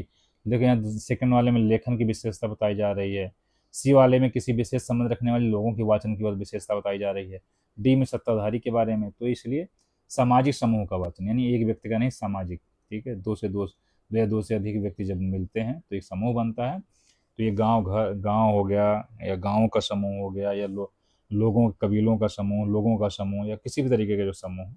ठीक है, तो इस तरीके से बोली का विकास होता है। ठीक है, हिंदी भाषा की आदि जननी है, हिंदी भाषा की आदि जननी कौन सा है? अगर आदि जननी में जाओगे तो वो संस्कृत हो जाएगा। ठीक है, संस्कृत जननी है। अगला क्वेश्चन, छत्तीसगढ़ी का संबंध किससे है? छत्तीसगढ़ी का संबंध किससे है? ये पूर्वी हिंदी होगा, पूर्वी क्षेत्र है, तो ये पूर्वी हिंदी के अंतर्गत आ जाएगा, तो पूर्वी हिंदी हो जाएगा। ठीक है, अगला क्वेश्चन, भाषा की प्रकृति के संबंध में लिखित में से कौन सा कथन सत्य नहीं है? तो कौन सा कथन सत्य नहीं है, बताइए। भाषा, प्रत्येक भाषा की अपनी अलग एक संरचना होती है, बिल्कुल सही है। ठीक है, ये बिल्कुल सही है। और बी, भाषा संस्कृति और सभ्यता से जुड़ी है, ये भी सही है। भाषा सरलता से कठिनता की ओर जाती है, ये गलत है। ठीक है, कठिनता से सरलता की ओर जाती है। ठीक है, भाषा संश्लेषणात्मक और विश्लेषणात्मक, मतलब यहाँ संश्लेषणात्मक से विश्लेषणात्मक की ओर जाती है, ये भी सही है। तो सी ऑप्शन गलत हो जाएगा। ठीक है, अगला क्वेश्चन, अगले क्वेश्चन बढ़ जाते हैं। भाषा के विषय में मूल सत्य क्या है? मूल सत्य क्या है भाषा के विषय में, बताइए। भाषा के विषय में, भाषा क्या है? भाषा मात्र लिखित होती है, गलत। ये तो गलत हो जाएगा सीधा सा। भाषा का ढांचा संरचनाहीन होती है, ये भी गलत हो जाएगा। भाषा अनुकरणहीन होता है, ये भी गलत हो जाएगा। भाषा अनुकरण करके आगे बढ़ता है, भाषा प्रतीकात्मक होती है, सही हो जाएगा। ठीक है, हम आगे बढ़ जाते हैं दोस्तों। राजभाषा का तात्पर्य है, राजभाषा का तात्पर्य क्या होगा? राजभाषा का तात्पर्य यही है कि हम सरकारी जो कामकाज की जो भाषा में प्रयोग करते हैं वो राजभाषा कहलाती है। ठीक है, भारतीय संविधान के अनुसार अंग्रेजी भाषा की क्या विशेषता, अंग्रेजी भाषा की क्या स्थिति है? तो वो सहयोगी प्रशासनिक भाषा है। ठीक है, सहयोगी प्रशासनिक, ठीक है, भाषा है। ठीक है, आगे बढ़ जाते हैं। अगला क्वेश्चन है, संविधान की 8वीं अनुसूची में कौन सी भाषा सम्मिलित नहीं है? नेपाली, कोंकणी, मणिपुरी, राजस्थानी, तो इसमें राजस्थानी अभी शामिल नहीं किया गया, हालांकि मांग चल रहा है। ठीक है, अगला क्वेश्चन है, निम्नलिखित में से कौन सा कथन असत्य है? निम्नलिखित में से कौन सा कथन असत्य है? तो देख लेते हैं। ध्वनि विज्ञान किसी भाषा के ध्वनि प्रतिमान से संबंधित है, बिल्कुल सही है, सो टिक कर दीजिए इसका सही। अशुद्ध स्वरों का को संयुक्त स्वर कहा जाता है, ये भी सही है। 5 स्वर हैं जिसमें से 20 ध्वनियां निकलती हैं, ये भी सही है। अंग्रेजी भाषा में 5 नासिक ध्वनियां होती हैं, ये गलत है। ठीक है, ये गलत है। निम्नलिखित में से कौन सी भाषा, ठीक है, हम आगे बढ़ जाते हैं। निम्नलिखित में से कौन सी भाषा की विशेषता नहीं है? कौन सी भाषा की विशेषता नहीं है? तो भाषा यादृच्छिक होता है, बिल्कुल सही है। भाषा स्थिर है, क्या भाषा स्थिर है, बताइए। भाषा स्थिर तो हो ही नहीं सकती है, गलत है ये। भाषा सांस्कृतिक अनुभव पर आधारित होता है, ये भी सही है। भाषा एक अर्जित और एंड सीखा हुआ व्यवहार, ये भी सही है। इसलिए गलत क्या हो जाएगा, बी गलत हो जाएगा। हम आगे बढ़ जाते हैं। क्षेत्रीय बोली है, क्षेत्रीय बोली क्या है? क्षेत्रीय बोली क्या है? क्षेत्र की भाषा की वाक्य विशेषताएं, क्षेत्र की भाषा की वाक्य विशेषताएं क्षेत्रीय बोली। ठीक है, हम आगे बढ़ जाते हैं। अगला क्वेश्चन, निम्नलिखित में से कौन सा संकेत भाषा के संबंध में सत्य है? कौन सा संकेत भाषा के संबंध में सत्य है? देख लीजिए। संसार में केवल एक संकेत भाषा है, गलत है। एक ही संकेत भाषा नहीं होगा, ये गलत हो गया। संकेत भाषा प्राकृतिक भाषा नहीं है, प्राकृतिक भाषा है, ये भी गलत हो गया। संकेत भाषा प्राकृतिक भाषा, ये सही है। संकेत भाषा भाव भंगिमाओं का समूह है, नहीं। सी ऑप्शन सही हो जाएगा। अगला क्वेश्चन, निम्नलिखित में से कौन सी शास्त्रीय भाषा नहीं है? तो शास्त्रीय भाषा नहीं है कौन सी? और कमेंट बॉक्स में जरूर बताइएगा कितनी शास्त्रीय भाषा है इंडिया में। कौन सी भाषा शास्त्रीय भाषा नहीं है? तो तमिल, संस्कृत, उड़िया, ये सब शास्त्रीय भाषा है। और कौन सा नहीं? हिंदी नहीं है। कौन सा नहीं? हिंदी नहीं है। ठीक है, हम आगे बढ़ जाते हैं। भाषा के बारे में कौन सा सही है? कौन सा सही है भाषा के बारे में? भाषा के बारे में कौन सा सही है, देख लेते हैं। एक बोली में अनेक भाषाएं होती हैं, गलत है। भाषा के लिए लिपि का होना अनिवार्य है, तभी वो भाषा कहलाती है, वही हम लोगों ने देखा पहले, गलत है। भाषा के लिए एक क्षेत्रीय क्षेत्र विशेष का होना जरूरी है, गलत है। बोली के लिए क्षेत्र विशेष का होना जरूरी है। एक भाषा की कई बोलियां होती हैं, ये सही है। डी ऑप्शन सही हो जाएगा। क्या? डी ऑप्शन सही हो जाएगा। ठीक है, हम आगे बढ़ जाते हैं। निम्नलिखित में से कौन सी भाषा भारत के संविधान के 8वीं अनुसूची, संविधान की अनुसूची में नहीं है? तमिल, हिंदी, उर्दू, मिजो। तो देख लेते हैं।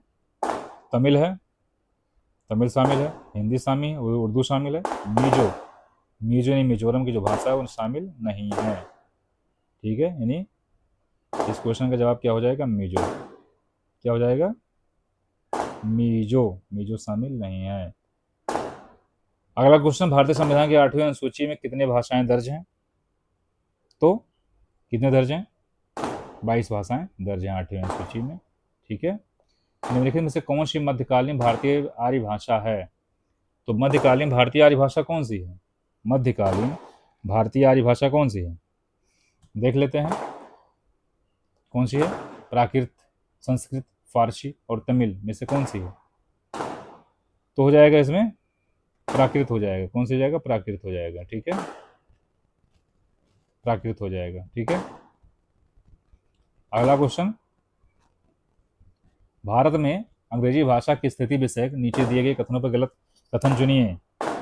कौन सा गलत कथन है, बताइए। सन 1963 में संसद के अधिनियम के अनुसार अंग्रेजी भाषा को अनिश्चित काल की अवधि के लिए भारत की ऑफिशियल लैंग्वेज, सह राजभाषा घोषित कर दिया गया। ठीक है, यह कथन सत्य है। ठीक है, प्रारंभ में अंग्रेजी को कामकाज की भाषा के रूप में उल्लिखित किया गया था, यह भी सत्य है। अंग्रेजी को 15 वर्ष की कालावधि तक कार्य प्रणाली प्रयोग के लिए स्वीकृति मिली, ये भी सत्य है। अंग्रेजी को भारत के संविधान की 8वीं अनुसूची में शामिल किया गया है, यही क्वेश्चन, यही ऑप्शन गलत हो जाएगा। ठीक है, यानी डी ऑप्शन इसमें हो जाएगा। निम्न में से कौन सा वाक्य मिश्र वाक्य है? कौन सा वाक्य मिश्र वाक्य है? कौन सा वाक्य मिश्र वाक्य है, बताइए। महात्मा विनोबा यश से भागते हैं पर कीर्ति उनके पीछे आती है। इंसान स्वामी और सेवक का अंतर जानता है। जिसने दुख नहीं देखा उसने दुनिया में कुछ नहीं देखा। जो इस तरीके से कंडीशन, शर्तें टाइप की चीज़ें होती हैं वो मिश्र वाक्य कहलाती हैं। तो इसमें जो ऑप्शन हो जाएगा सी, यही सही हो जाएगा। ठीक है, मिश्र वाक्य यही हो जाएगा। जिसने दुख नहीं देखा उसने दुनिया में कुछ नहीं देखा। ठीक है, निम्नलिखित में से कौन सा वाक्य मिश्र वाक्य है? निम्नलिखित में से कौन सा वाक्य मिश्र वाक्य? ठीक है, नेताजी भाषण दे के चले गए, सिंपल वाक्य है। शिक्षक जानता है कि, ये भी जो की लग गया, एक शर्त दिखाता कि कौन सा छात्र प्रतिभाशाली है। ठीक है, मतलब शिक्षक जानता है कि, इस तरीके से अगर क्वेश्चन आ जाए तो इसको लगा दीजिएगा, बी ऑप्शन सही हो जाएगा। ठीक है, आपका जीवन उज्जवल हो, किस प्रकार का वाक्य? इसका मतलब क्या है? मैंने इच्छा जताई। ठीक है, तो ये इच्छावाचक वाक्य हो जाएगा। कौन सा? इच्छावाचक वाक्य हो जाएगा, बी ऑप्शन सही हो जाएगा। अगला क्वेश्चन, भाषा की लिखित आकृति कहलाती है। जो भाषा की लिखित जो आकृति जो लिखा तो लिखते हैं वो लिपि कहलाएगी। क्या कहलाएगी? लिपि कहलाएगी। ठीक है, अगला क्वेश्चन।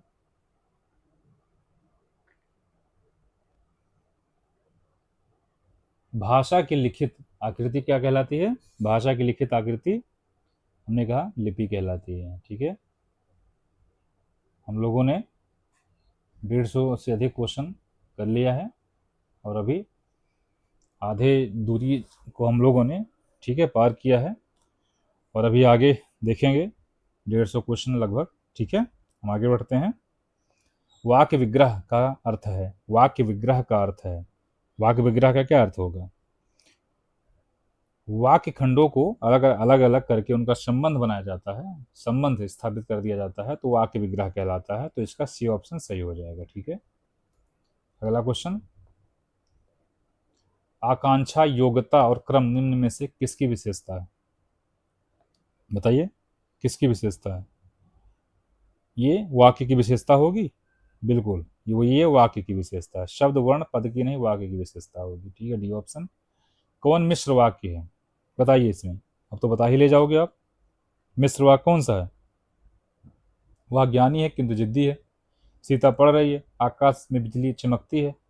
डी ऑप्शन ध्यान से देखिए, वह कौन सा व्यक्ति है जिसने महात्मा गांधी का नाम ना सुना हो? ठीक, यही हो जाएगा मिश्र वाक्य। राम आया, ठीक है, अगला क्वेश्चन। राम आया, भाई से मिला और तुरंत लौट गया, यह वाक्य क्या है? राम आया, कोई दिक्कत नहीं, राम आया, राम को आना भी चाहिए, भाई से मिला और तुरंत लौट गया, तो ये क्या है? और लग गया ना भाई, तो और लग जाएगा तो संयुक्त वाक्य हो जाएगा, तो संयुक्त वाक्य हो जाएगा। ठीक है, अगला क्वेश्चन। वाक्य का वह अंश जो वाक्य के उद्देश्य के विषय में बताता है क्या कहलाता है? क्या कहलाएगा दोस्तों? वह कहलाएगा विधेय। क्या कहलाएगा? विधेय कहलाएगा। ठीक है, अगला क्वेश्चन। वह नदी में तैरने लगा, वाक्य किस प्रकार का वाक्य है? वह नदी में तैरने लगा, तैर रहा है, कोई दिक्कत नहीं, सिंपल सरल सरल वाक्य है। क्या है? सरल वाक्य है, बी ऑप्शन सही हो जाएगा। निम्नलिखित में से कौन सा मिश्र वाक्य है? बताइए, कौन सा वाक्य मिश्र वाक्य है? मिश्र, ठीक है, बताइए। अध्यापक देखते हैं कि छात्र पढ़ते हैं, छात्र पढ़ते हैं और अध्यापक उन्हें देखते हैं। अध्यापकों के सम्मुख छात्र पढ़ते हैं, क्या अध्यापकों के सम्मुख छात्र पढ़ते हैं? तो ये ऑप्शन सही हो जाएगा। अध्यापक देखते हैं, मतलब अध्यापक जो है ध्यान देते हैं, देखते हैं, ऑब्जर्व करते हैं कि छात्र पढ़ते हैं। ठीक है, तो ये मिश्र वाक्य हो जाएगा। ठीक है, इच्छावाचक वाक्य का उदाहरण है। ठीक है, जैसे हम कहेंगे आपकी यात्रा मंगलमय हो। ठीक है, आपके घर में क्या कहते हैं, सुख समृद्धि आए, तो ये इच्छाएं जताई जा रही हैं, तो इस तरीके से वाक्य इच्छावाचक वाक्य हो जाएंगे। आपका यात्रा या आपकी यात्रा मंगलमय हो, ये सही हो जाएगा। अगला क्वेश्चन है, अर्थ के अनुसार वाक्य के कितने प्रकार होते हैं? अर्थ के अनुसार पूछा है दोस्तों, तो बताइए कितने होते हैं? अर्थ के अनुसार ऐसे डायरेक्ट क्वेश्चन पूछ लिया जाएगा, फैक्चुअल। अगर थोड़ा सा मिस्टेक हो, एक क्वेश्चन आपका गया, इसलिए ध्यान दीजिएगा। ठीक है, 8 होता है। कितने? 8 होते हैं, 8। आगे बढ़ते हैं। वाक्य है, वाक्य क्या होगा? वाक्य का क्या मतलब हो सकता है? वाक्य का शब्द मात्र, शब्द मात्र से वाक्य नहीं बनेंगे। उच्चारण मात्र, इससे भी नहीं बनेंगे। चिन्ह मात्र नहीं। सी ऑप्शन देखिए, विचारों को पूर्णता से प्रकट करने वाला जो पद समूह होता है वाक्य कहलाता है। ठीक है, किस विकल्प में मिश्र वाक्य का प्रयोग नहीं हुआ? किस विकल्प में मिश्र वाक्य का प्रयोग नहीं हुआ? बताइए, बताइए कौन सा? वह थोड़ी देर बाद तुरंत लौट गया, मैं चाहता हूं कि आप यहीं रहें, ये पहचान कर देखिए कि, तो इसमें प्रयोग हुआ है। जब मैं स्टेशन पहुंचा तभी ट्रेन आई, देख रहे हैं, पहुंचा, आई। ठीक है, मतलब इस तरीके से दो सेंटेंस जुड़े रहते हैं, तो ये भी हो जाता है। जिन छात्रों ने परिश्रम किया वो उत्तीर्ण हुए, तो इस तरीके से देखिए, मतलब आप एक आप यानी कारण कार्य जुड़ गया, तो ये भी सही है। वह थोड़ी देर बाद तुरंत लौटा, ये गलत हो जाएगा, ये मिश्र वाक्य नहीं होगा। ओके, हम आगे बढ़ते हैं। अगला क्वेश्चन है दोस्तों, तुमने इतना अच्छा काम किया है और मुझे खबर नहीं दी, यह वाक्य है। ये वाक्य क्या है? विस्मयादि बोधक, इच्छा बोधक, संकेतार्थ, संकेतार्थक या विधानार्थक। तुमने इतना अच्छा काम किया और मुझे जो है खबर ना दी, ये एक संकेतार्थक वाक्य है इस तरीके से। ठीक है, इस तरीके से इसको ध्यान रखिएगा, अगर ऐसे सेंटेंस आते हैं तो उसको संकेतार्थक लगा दीजिएगा। ठीक है, हम आगे बढ़ जाते हैं। मनुष्य के विचारों को पूर्णतया से प्रकट करने वाले पद समूह को कहते हैं, क्या कहते हैं? शब्दकोश कहते हैं कि शब्द भंडार कहते हैं कि व्याकरण कहते हैं कि वाक्य कहते हैं? क्या कहते हैं? वाक्य कहते हैं। क्या कहते हैं? वाक्य कहते हैं। वाक्य, ठीक है, किसी के मनोभावों और विचारों को पूर्णतः में जो है प्रकट करता है। ठीक है, इसलिए वो डी ऑप्शन सही हो जाएगा। अगला क्वेश्चन, मैंने सुना है कि कल हड़ताल होगी, कैसा वाक्य है? मैंने सुना है कि कल हड़ताल होगी, ये कैसा वाक्य है? अब देखो यहाँ की से पकड़ लीजिएगा। मैंने आज सुना है, मान लीजिए अभी सुना है कल हड़ताल होगी, तो ये देखिए यहाँ पे दो सेंटेंस को कनेक्ट करने वाला की है, तो इसलिए मिश्र वाक्य हो जाएगा। क्या हो जाएगा? मिश्र हो जाएगा। ठीक है, हम आगे बढ़ जाते हैं। पानी ना बरसता तो धान सूख जाता, या वाक्य है, बताइए क्या है ये? पानी ना बरसता तो धान सूख जाता, विधिवाचक, संदेहवाचक, अज्ञावाचक। यहाँ तो से एक अर्थ निकलता है संकेतवाचक, ध्यान रखिएगा ये संकेतवाचक है। ठीक है, जिस वस्तु के विषय में कुछ कहा जाता है उसे सूचित करने वाले शब्दों को कहते हैं, क्या कहेंगे? विधेय, परिविशेषण, उद्देश्य या पदविन्यास, तो उसको विधेय नहीं कहेंगे, उद्देश्य कहेंगे। ठीक है, सी ऑप्शन सही हो जाएगा। अगला क्वेश्चन, ताजमहल क्या ही सुंदर है, ये कैसा वाक्य है? इसमें क्या होगा? ताजमहल क्या ही सुंदर है।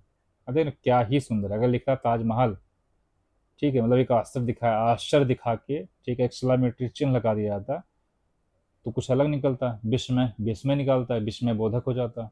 लेकिन इस क्वेश्चन का सही जवाब हो जाएगा डी, इनमें से कोई नहीं। ठीक है, अगला क्वेश्चन, कृपया जाएं, कृपया जाएं, यह कैसा वाक्य है?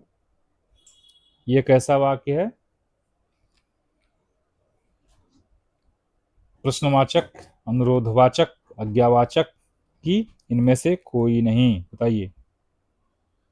स्वाभाविक सी बातें हैं। अब जब कृपया जाएं, ठीक है, जाएं तो ये आज्ञावाचक हो जाएगा।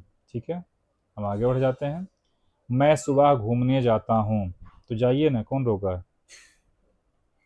ठीक है, मैं सुबह घूमने जाता हूँ, जाना भी चाहिए दोस्तों। ठीक है, जाना भी चाहिए, मैं सुबह घूमने जाता हूँ।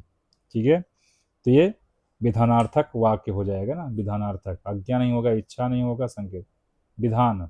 ठीक है, मतलब सुबह घूमने जाता हूँ, मतलब एक रूल बना लिया है हमने। ठीक है, एक विधान बना लिया। ठीक है,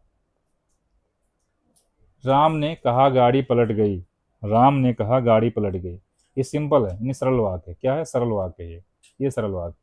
हम आगे बढ़ जाते हैं। वाक्य के गुण की श्रेणी में नहीं है, वाक्य के गुण की श्रेणी में नहीं है, बताइए।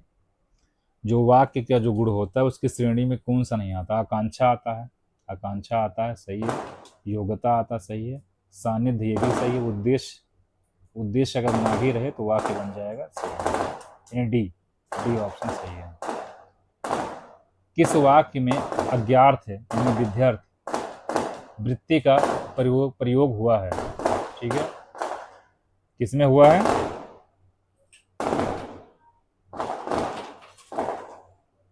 बताइए।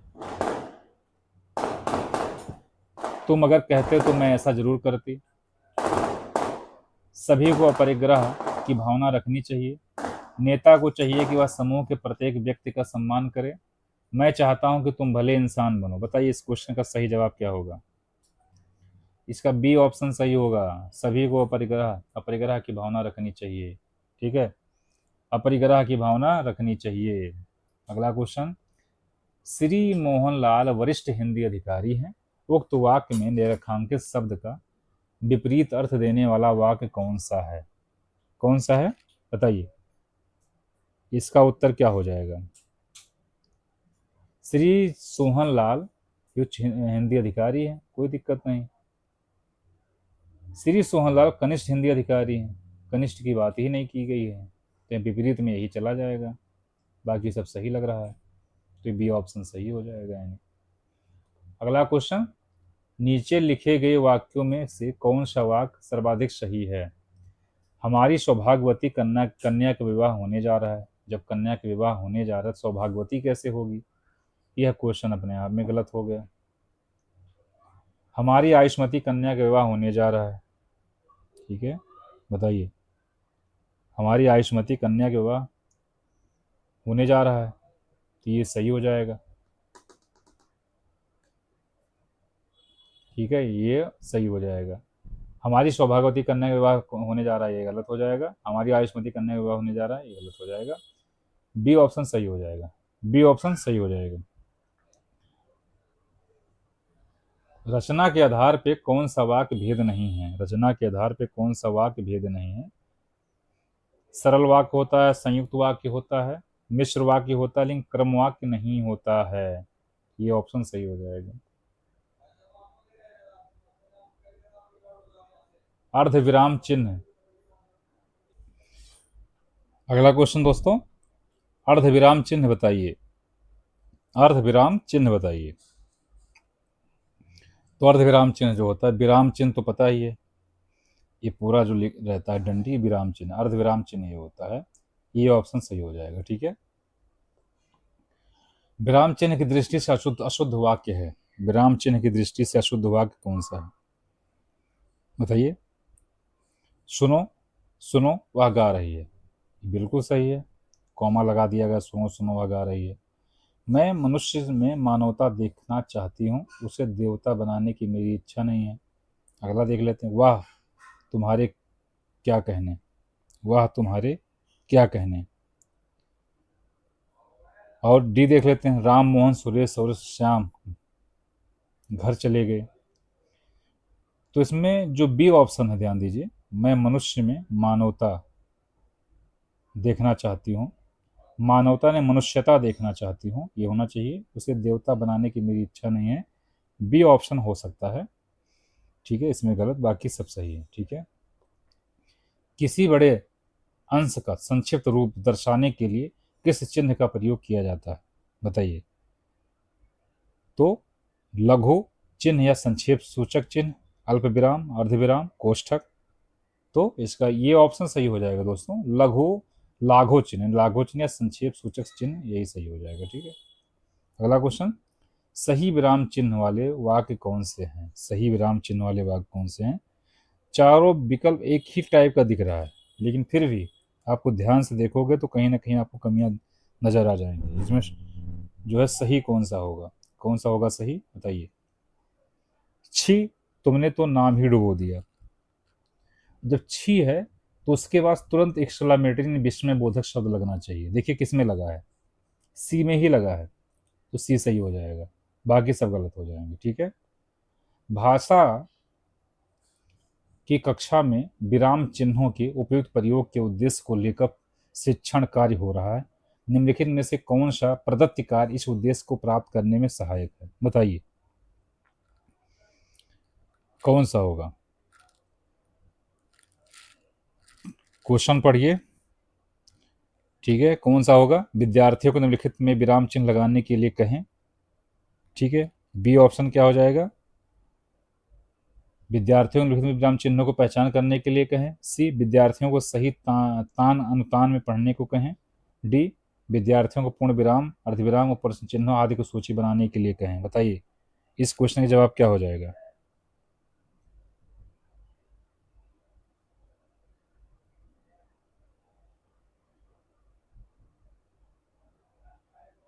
इसको ये क्वेश्चन थोड़ा सा कुछ मुझे गड़बड़ लग रहा है, आप इसको छोड़ दीजिएगा, ठीक है। हम आगे बढ़ते हैं अगले क्वेश्चन की तरफ।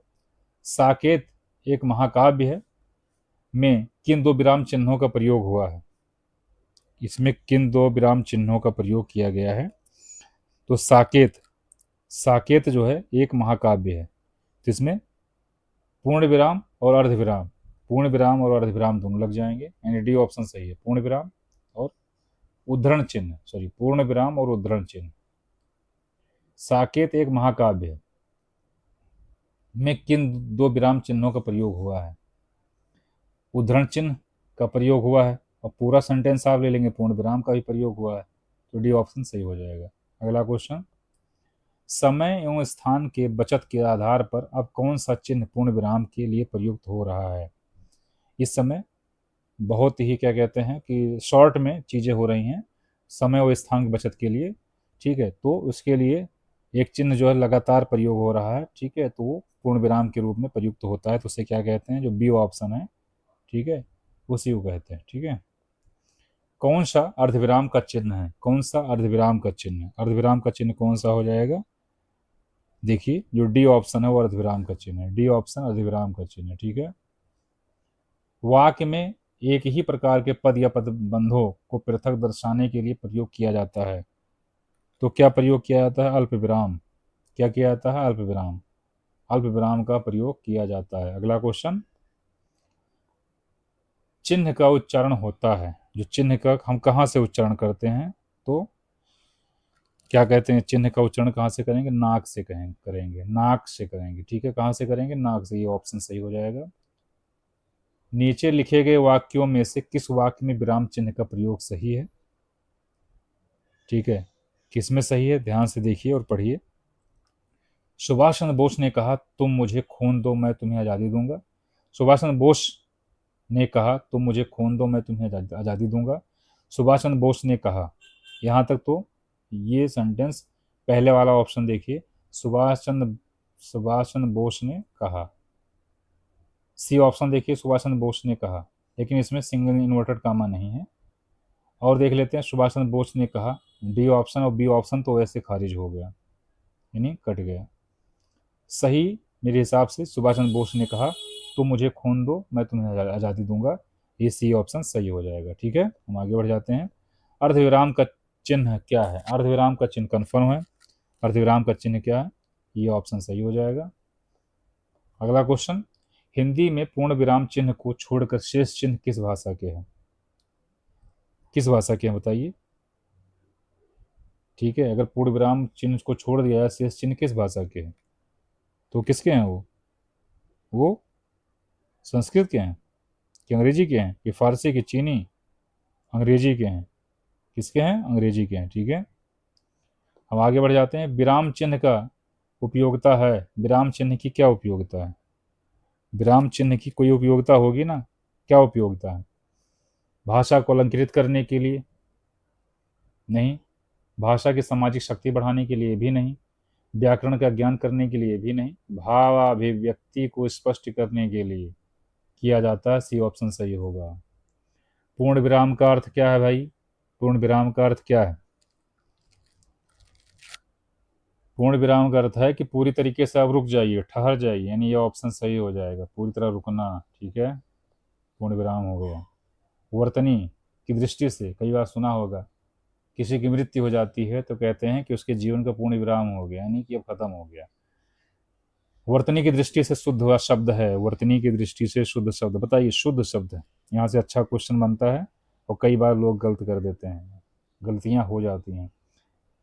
अभ्यांतरिक, अभ्यांतरिक, अभ्यांतरिक, अभ्यांतरिक, बी ऑप्शन सही हो जाएगा, बी ऑप्शन सही हो जाएगा। अगर इक लग जाता है लास्ट में, तो जो आ है जैसे अभ्यंतर से, वो बड़ा आ बन जाता है, दीर्घ आ बन जाता है। ठीक है, तो अभ्यांतरिक हो जाएगा, बी ऑप्शन सही है शुद्ध रूप से। निम्न में से कौन शुद्ध शब्द का चयन कीजिए, कौन सा शुद्ध शब्द है उसका चयन कर दीजिए, ध्यान से पढ़िए।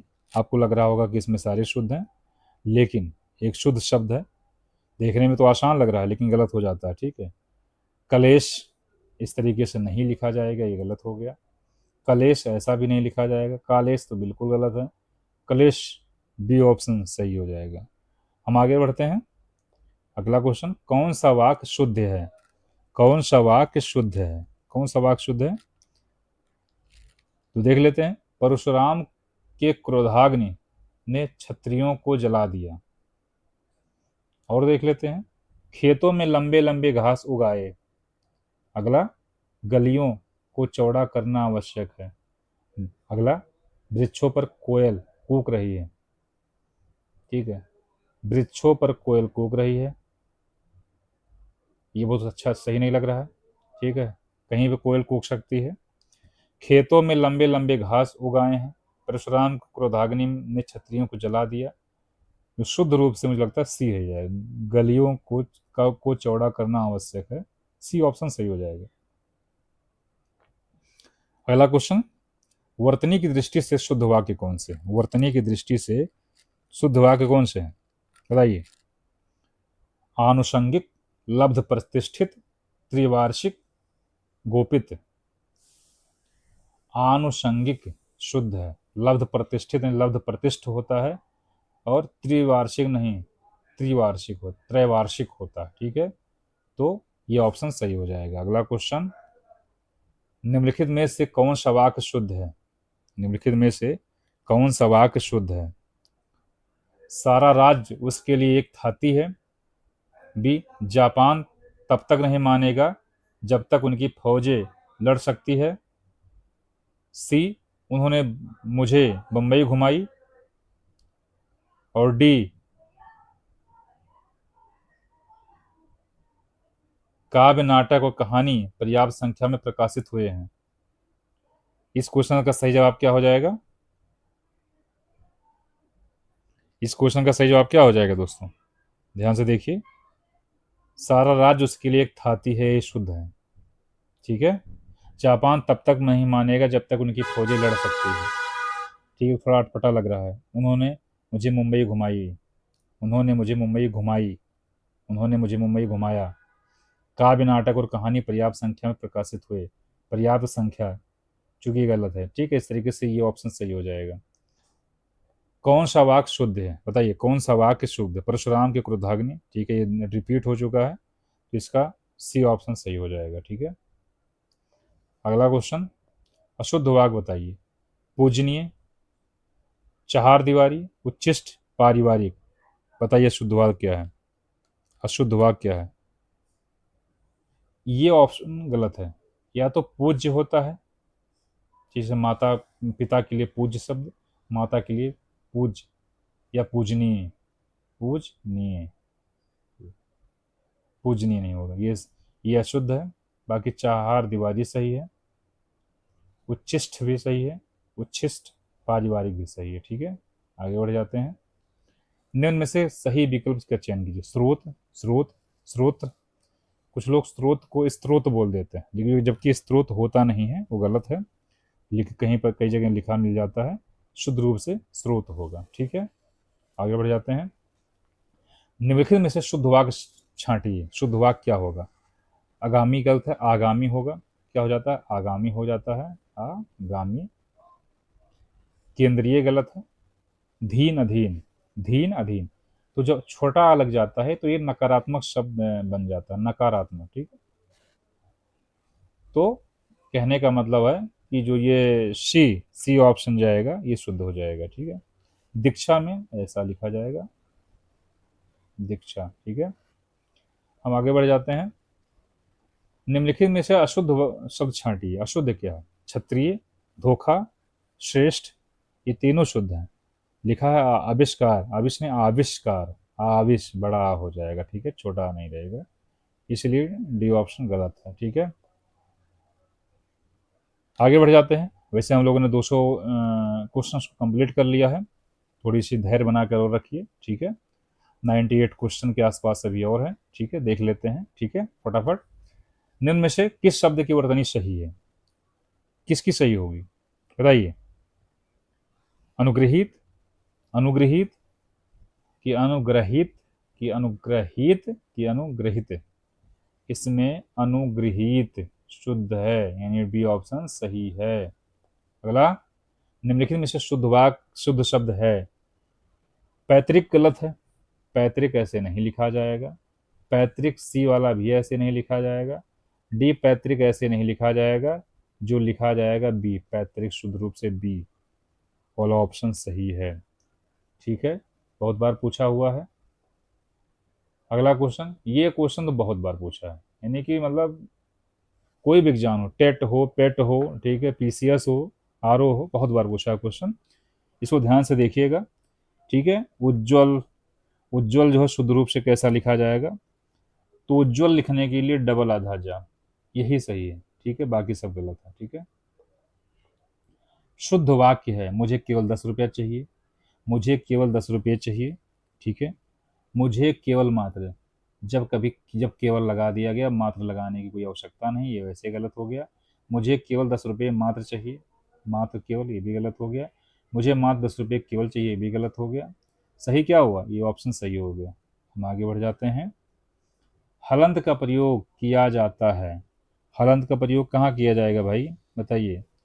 हलंत का प्रयोग कहाँ किया जाएगा?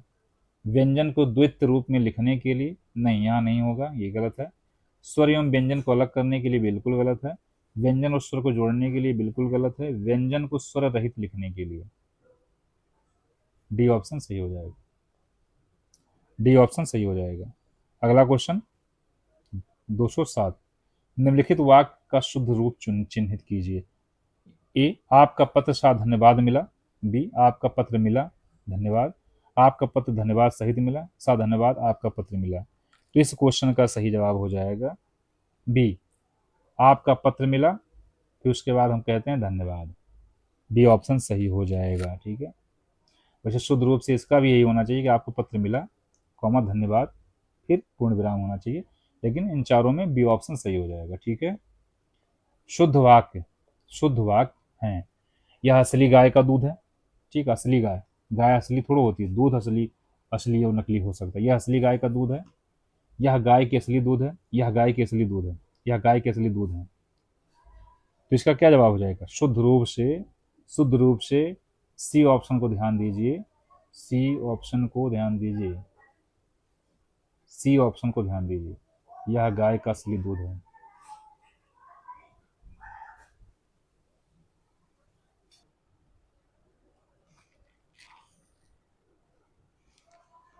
तो अगला क्वेश्चन दोस्तों शुद्ध वाक्य है, इसमें शुद्ध वाक्य क्या हो जाएगा बताइए, शुद्ध वाक्य क्या हो जाएगा? यह असली गाय का दूध है, अच्छा, इस क्वेश्चन का जवाब क्या हो जाएगा बताइए? यह गाय का असली दूध है, भाई दूध नकली और असली हो सकता है, ठीक है, यह गाय का असली दूध है, सी ऑप्शन सही हो जाएगा, ठीक है। हम आगे बढ़ जाते हैं। शुद्ध एवं मानक रूप कौन सा है? शुद्ध और मानक रूप कौन सा है बताइए। 209 नंबर क्वेश्चन में शुद्ध और मानक रूप कौन सा है, ध्यान से देखिएगा। जब लिखा जाता है तो ऐसे लिखा जाता है, शुद्ध रूप से ऐसे लिखा जाएगा, ची, आधा हा और ना, ये हो जाएगा, तो ये ऑप्शन सही हो जाएगा, ठीक है। अगला क्वेश्चन, शुद्ध वाक्य शब्द का चयन करें। शुद्ध वाक्य, जब कभी सन्यासी लिखना हो, ध्यान रखना इस बात को कि सा आधा ना तो रहेगा ही, इतना लिखने से काम नहीं चलेगा, आपको यहाँ बिंदी लगाना पड़ेगा, ये ऑप्शन सही हो जाएगा, ठीक है। शुद्ध वाक्य का चयन कीजिए। साहित्यिक, साहित्यिक, देखिए अगर प्रोनाउंसिएशन सही करोगे आप लोग तो हो सकता है कुछ क्वेश्चन का जवाब ऑटोमेटिक निकल आए। देखो साहित्यिक, डी ऑप्शन देखो सही हो जाएगा, ठीक है, क्या सही हो जाएगा? D option. अगला क्वेश्चन, निम्नलिखित में से कौन सा वाक्य शुद्ध है? निम्नलिखित में से कौन सा वाक्य शुद्ध है बताइए। शत्रुओं ने हथियार रख दिया, शत्रुओं ने हथियार फेंक दिया, शत्रुओं ने हथियार डाल दिया, शत्रुओं ने हथियार तोड़ दिया। क्योंकि एक टर्म यूज किया जाता है जब कभी शत्रु पक्ष और विपक्ष आमने सामने लड़ाई लड़ते हैं, और जब कोई हार जाता है तो कहते हैं कि शत्रुओं ने अपना हथियार डाल दिया, ठीक है। तो इस तरीके से सी ऑप्शन सही हो जाएगा, ठीक है। अगला क्वेश्चन है, व्यक्ति शब्द की सही वर्तनी कौन सी है? व्यक्ति शब्द की सही वर्तनी क्या है? व्यक्ति से वैयक्तिक, व्यक्ति ने वैयक्तिक, वैयक्तिक जीवन है ना, ये हो जाएगा ऑप्शन सही। वार्तनिक दृष्टि से अशुद्ध विकल्प चुनिए, वर्तनी की दृष्टि से अशुद्ध कौन सा हो जाएगा बताइए। दवाइयाँ, दवाइयाँ ध्यान रखिएगा, ये सही है। और प्राणी, देखो प्राणी विज्ञान, जब दो शब्द कनेक्ट हो जाते हैं तो प्राणी प्लस विज्ञान तो छुट्टी की मात्रा लग जाती है, इस तरीके से, तो ये भी सही है, ठीक है। और देख लेते हैं, वृत्त्यानुप्रास, वृत्त्यानुप्रास ये भी सही है। डी ऑप्शन देख लीजिए, डी ऑप्शन यही गलत है, मृत्युप्रांत, मृत्युप्रांत, ठीक है, ये ऑप्शन गलत है, ठीक है, ये ऑप्शन गलत है, यानी इसका जो विकल्प जो है डी हो जाएगा, ठीक है। अगला क्वेश्चन, वर्तनी की दृष्टि से अशुद्ध शब्द चुनिए। देखिए, तिरपन, तिरपन, अजमाइश, ये भी सही, ये भी सही। और क्या है? ठीक है, अजमाइश सही है, आजमाइश होगा यानी गलत हो जाएगा। अंत्याक्षरी सही, छिपकली सही, यानी बी ऑप्शन गलत हो जाएगा। अगला क्वेश्चन, वर्तनी की दृष्टि से अशुद्ध शब्द छांटिए। वर्तनी की दृष्टि से अशुद्ध शब्द छांटिए। विषम सही, शुश्रूषा सही, उतुंग सही, कुमुदनी नहीं कुमुदिनी, कुमुदिनी, दिनी, ये हो जाएगा, सी ऑप्शन गलत हो जाएगा। अगला क्वेश्चन, अगला क्वेश्चन दोस्तों, निम्नलिखित में से कौन सा पंक्ति अशुद्ध है? बताइए, कौन सा पंक्ति अशुद्ध है? यह कविता कबीर ने लिखा, कोई दिक्कत नहीं, कबीर ने लिखा, सही है। हाथी मोटा है, सही है। लड़के ने पत्र लिखा, ये भी सही है। माला ने पुस्तक पढ़ चुकी है, माला ने पुस्तक पढ़ ली है, ठीक है, पढ़ चुकी है, माला ने पुस्तक पढ़ चुकी है, ठीक है, माला ने पुस्तक, माला पुस्तक पढ़ चुकी है, ऐसा होता तो भी सही होता है, डी ऑप्शन गलत। अगला क्वेश्चन है, शुद्ध वाक्य छांटिए। शुद्ध वाक्य क्या होगा? बताइए, शुद्ध वाक्य क्या? गतावरोध गलत, गति अवरोध गलत, गत्यावरोध जो है डी ऑप्शन, ये भी गलत। गत्य प्लस अवरोध, तब जब ये दो दो टर्म मिल जाते हैं तो बन जाता है गत्य अवरोध, यानी सी ऑप्शन सही हो जाएगा। अगला क्वेश्चन, अनुशंसा, निरोग, भाई कमाल की चीज़ है, हमने ये एक अशुद्ध कर दिया, ठीक है, ठीक है, इसको निरोग कर लीजिए, ठीक है, निरोग। और देख लेते हैं, ठीक है, तो शुद्ध वाक्य छांटना था, तो आशीर्वाद, आशीर्वाद, ये भी गलत है। श्रीमती, ये भी गलत है। अनुशंसा सही है, ये ऑप्शन सही है, ठीक है। मैं मेरे घर जाऊंगा, ये कौन सा सेंटेंस है भाई? गलत हो गया। तुम तुम्हारे काम करो, ये भी गलत है। अक्सर ऐसे लोग बोलते नजर आ जाते होंगे, ठीक है। हम हमारे धर्म का पालन करना चाहिए, ऐसा भी बोलते हैं लोग, ये भी गलत है। शुद्ध रूप से क्या हो जाएगा? यह वाकई एक गंभीर समस्या है, बिल्कुल सही है, डी ऑप्शन। अगला क्वेश्चन, सारा राज उसके लिए एक थाती है। सारा राज उसके लिए एक थाती है, कोई दिक्कत नहीं है, कोई दिक्कत है? दिक्कत भी हो सकती है। जापान तब तक नहीं मानेगा जब तक उनकी फौज लड़ सकती है। उन्होंने मुझे मुंबई घुमाई। काव्य, नाटक और कहानी पर्याप्त संख्या में प्रकाशित हुए, ठीक है। ये क्वेश्चन जो है, सारा राज उसके लिए एक थाती था, तो इस क्वेश्चन का जवाब हो जाएगा ये, शुद्ध रूप से यही हो जाएगा, ये सारा राज उसके लिए एक थाती था, यही जवाब शुद्ध हो जाएगा। आगे बढ़ते हैं। वार्तनिक दृष्टि से अशुद्ध विकल्प चुनिए। दुर्वस्था, दुरावस्था, मातृभक्त, मनःकामना, अंतर्धान। तो दुर्वस्था होता है, दुरावस्था नहीं होता है, ये डंडी नहीं रहेगा। अशुद्ध वाक विकल्प चुनिए, अशुद्ध विकल्प चुनिए। अशुद्ध विकल्प कौन सा होगा? जो कम बोलने वाला है वो अल्पभाषी, बिल्कुल सही है। जो प्रमाण से सिद्ध ना हो, आप जो है अप्रमाण्य, अप्रमाण्य होगा, प्रमाण्य नहीं होगा, ये गलत है। जो किसी पर अभियोग लगाए, अभियोगी। वर्षा का बिल्कुल ना होना, अनावृष्ट, और अधिक वर्षा होना, अतिवृष्ट। वार्तनिक दृष्टि से अशुद्ध विकल्प चुनिए। धोबिन सही है, स्वामी भक्त सही है, अगुड़ी सही है, पक्षीगढ़ हमने बताया था, दो शब्द जब अगर मिल जाएंगे, ठीक है, पक्षी और गढ़, तो अगर दोनों साथ आ जाएंगे तो इस छा पे छोटी की मात्रा हो जाएगी, इस तरीके से लिखी जाएगी, पक्षी गढ़, ठीक है। आगे बढ़ते हैं, आगे बढ़ते हैं दोस्तों। चिरंतन का विलोम शब्द है, चिरंतन, चिरंतन का विलोम शब्द क्या हो जाएगा? बताइए, चिरंतन का विलोम शब्द, चिरंतन मतलब होता है जो हमेशा शाश्वत, तो इसका नश्वर हो जाएगा, क्या हो जाएगा? नश्वर हो जाएगा, ठीक है, सी ऑप्शन। परिसीमन का विलोम क्या है? परिसीमन का क्या होगा? परिसीमन, असीमन, असीमन परिसीमन, ठीक है, सी ऑप्शन सही हो जाएगा। फटाफट करते आगे निकलते हैं। किस युग में विलोम शब्द नहीं है? किस युग में विलोम शब्द नहीं है? प्रवृत्ति, निवृत्ति सही है, बहिरंग, अंतरंग सही है, पदोन्नत, पदाउन्नत सही है, प्रत्यक्ष, और अप्रत्यक्ष या परोक्ष होता है। सी ऑप्शन गलत हो जाएगा। हम आगे बढ़ जाते हैं। संतोष का विलोम शब्द है, संतोष का विलोम शब्द क्या है? असंतोष हो जाएगा, सीधी सी बात है। संतोष असंतुष्ट। अवर परवर, अवर परवर, तो ये ऑप्शन सही हो जाएगा, कोई दिक्कत नहीं है। आगे बढ़ जाते हैं। परवर अवर हो ही जाएगा, ठीक है। आगे बढ़ जाते हैं। समास का विलोम है समास व्यास, समास व्यास, समास व्यास, ठीक है। आगे बढ़ जाते हैं।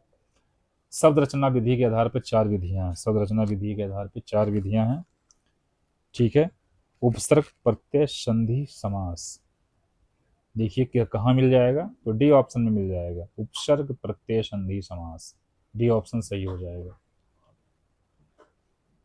अशुद्ध विलोम युग्म है, अशुद्ध विलोम युग्म है, अशुद्ध विलोम युग्म किसमें है? संश्लेषण विश्लेषण, ये भी सही, ये सही है। श्लील अश्लील, ये भी सही है। सती कुल्टा, सती कुल्टा ये गलत है। ससीम असीम ये सही है, ठीक है। सी गलत हो जाएगा। अगला ऑप्शन, अतिथि शब्द का सही विलोम बताइए। अतिथि का आतिथे, अतिथि का आतिथे, अतिथि, अतिथि जो कोई आया है और जिसके यहाँ आया है आतिथि है, ठीक है। अगला क्वेश्चन, प्राब्ध, प्राब्ध, प्रारब्ध, प्रारब्ध, ठीक है। प्रारब्ध का विलोम होगा, प्रारब्ध का विलोम क्या होगा बताइए? अनारब्ध हो जाएगा, क्या होगा? प्रारब्ध का अनारब्ध। अगला क्वेश्चन, ऋजु का विलोम वक्र, ऋजु का विलोम वक्र हो जाएगा। अगला क्वेश्चन, विलोम शब्द की दृष्टि से संगत विकल्प चुनिए, बताइए क्या सही है? संगत, संगत क्या होगा?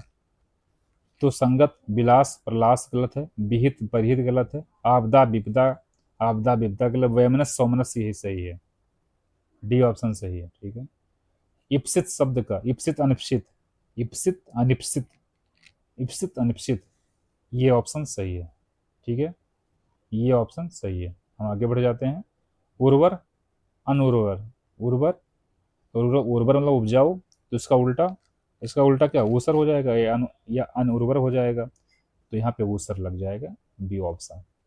अगला, अनिवार्य, कोई चीज़ अगर कार्य करना अनिवार्य है तो इसका मतलब उसका विलोम क्या हो जाएगा? उसको कह दीजिए ऐच्छिक हो जाए तो अच्छा है, ऐच्छिक हो जाएगा तो उसके पास ऑप्शन हो जाएगा, ठीक है। तो शुद्ध रूप से इसका हो जाएगा सी, ऐच्छिक, ठीक है। हम आगे बढ़ जाते हैं। विलोम की दृष्टि से असंगत चुनिए, बताइए भैया असंगत कौन सा है? निषिद्ध विहित, निर्भीक सूरवीर, पदारूढ़ पदच्युत, प्रवृत्ति निवृत्ति, तो निर्भीक और सूरवीर, निर्भीक और सूरवीर एक ही जैसा है, इसलिए असंगत है, ठीक है। मुख्य शब्द का विलोम है, मुख्य, मुख्य गौड़, मुख्य का गौड़, ठीक है, गौड़ हो जाएगा। अगला क्वेश्चन, आर्द्र का विलोम, कोई आर्द्र है, आर्द्रता है तो शुष्क हो जाएगा, क्या हो जाएगा? शुष्क हो जाएगा। ओजस्वी का विलोमार्थी क्या होगा? कोई ओजस्वी है तो कहेंगे निस्तेज, यानी नहीं चमक नहीं है, ओज में चमक है, निस्तेज में चमक नहीं है, बिल्कुल, ठीक है। डल हो गया, ठीक है। अंदरूनी शब्द का विलोम है, अंदरूनी है, अंदरूनी मामला कहते हैं ना, अंदरूनी तो बाहरी मामला, अंदरूनी मामला, हमारे अंदरूनी मामले में दखल मत कीजिए, तो बाहरी मामला हो जाएगा इसका उल्टा, ठीक है। अथ इत, अथ इत, अथ इत, ठीक है, इत लगा दीजिए। कुछ ऐसे जोड़े चलते हैं जो कि याद रखिए। विलोम की दृष्टि से बेमेल, आर्य अनार, उर्वर अनुर्वर, ऐच्छिक अनिवार्य, खल दुर्जन, और जो खल और दुर्जन है ये सेम ही है, यानी खल और दुर्जन दोनों का अर्थ एक ही है, इसलिए डी ऑप्शन सही हो जाएगा।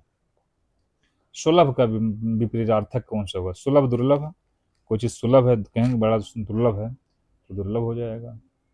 अगला क्वेश्चन, ओजस्वी का विलोमार्थी क्या होगा? ओजस्वी के विलोमार्थी हमने पढ़ा, निस्तेज हो जाएगा। अगला क्वेश्चन, जंगम स्थावर, जंगम के विलोम स्थावर, ठीक है। प्रयोग की दृष्टि से शब्द, शब्द कितने प्रकार के होते हैं? तो प्रयोग की दृष्टि से शब्द 2 प्रकार के होते हैं, ठीक है। हम आगे बढ़ जाते हैं। वसंत शब्द का पर्याय नहीं है, वसंत शब्द का पर्याय नहीं है, वसंत का क्या है, पहले इसको देख लीजिए। ऋतुराज, मधुमास, कुसुमाकर, कुसुमाक या कुसुमाकर, लेकिन रत्नाकर नहीं है, रत्नाकर नहीं है। बताइए कमेंट बॉक्स में रत्नाकर किसका है। जम्बुक शब्द का पर्यायवाची बताइए, जम्बुक शब्द का पर्यायवाची है शेर, हाथी, गीदड़, भालू। जम्बुक ध्यान रखना, गीदड़ को कहते हैं। किसको? गीदड़ को कहते हैं, गीदड़ को कहते हैं। सूर्य का पर्यायवाची नहीं है, सूर्य का सविता है, मार्तंड है, अंशुमाली है, अर्णव।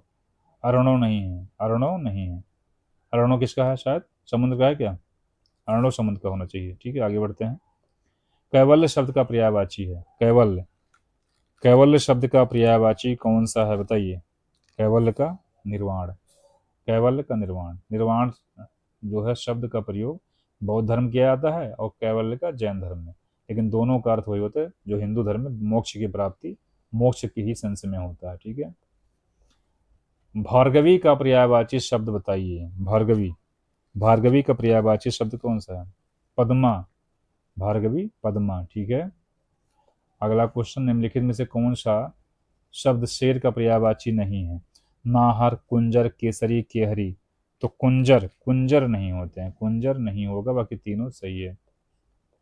अगला क्वेश्चन दोस्तों, कानन, ठीक है, का पर्यायवाची शब्द है। ठीक है, तो कानन का वन होता है, वन हो गया, सी ऑप्शन। अगला क्वेश्चन, धूसर शब्द का पर्यायवाची कौन सा है? गधा, ये गर्दभ, गर्दभ, गर्दभ है, गर्दभ है, सी ऑप्शन। अंशुमाली का पर्यायवाची बताइए, अंशुमाली का पर्यायवाची। कौमुदी, अंजनी, सौदामिनी, पतंग, पतंग हो जाएगा, अंशुमाली का पतंग हो जाएगा, अंशुमाली। ठीक है, अंशुमानी का पतंग हो जाएगा। अगला क्वेश्चन, प्रगल्भ का अर्थ वाचाल, जो बहुत बोलता है। ठीक है, वाचाल यानी प्रगल्भ। कुछ लोग बकवास वाली बातें करते हैं तो उसी के सेंस में है वाचाल। निम्नलिखित में से कौन सा शब्द लक्ष्मी का पर्यायवाची नहीं है? निम्नलिखित में से, ठीक है, कि कमला, हरिप्रिया, भार्गवी है, अंबालिका नहीं है, अंबालिका नहीं है। ठीक है, आगे बढ़ जाते हैं। पर्यायवाची की दृष्टि से संगत युग्म है। कुबेर, मधवा, अमृत सुधा, कमल, ताम्रस, कपड़ा, अंबर। कुबेर, मधवा गलत है, बाकी सब जोड़ा सही है। आगे, धूसर शब्द अभी हमने पढ़ा है, धूसर का गर्दभ होता है, गर्दभ है। अगला, कानन, कानन वन, वन, कानन वन। अगला, किस समूह के सभी शब्द चंद्रमा के पर्यायवाची हैं? शशि, इंदु, रजनीपति, शशि, इंदु, रजनीपति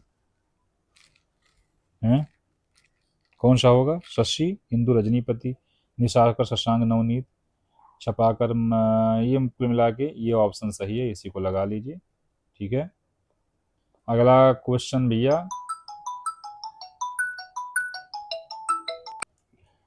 तो निम्नलिखित में से कौन सा एक अन्य तीन से भिन्न है बताइए।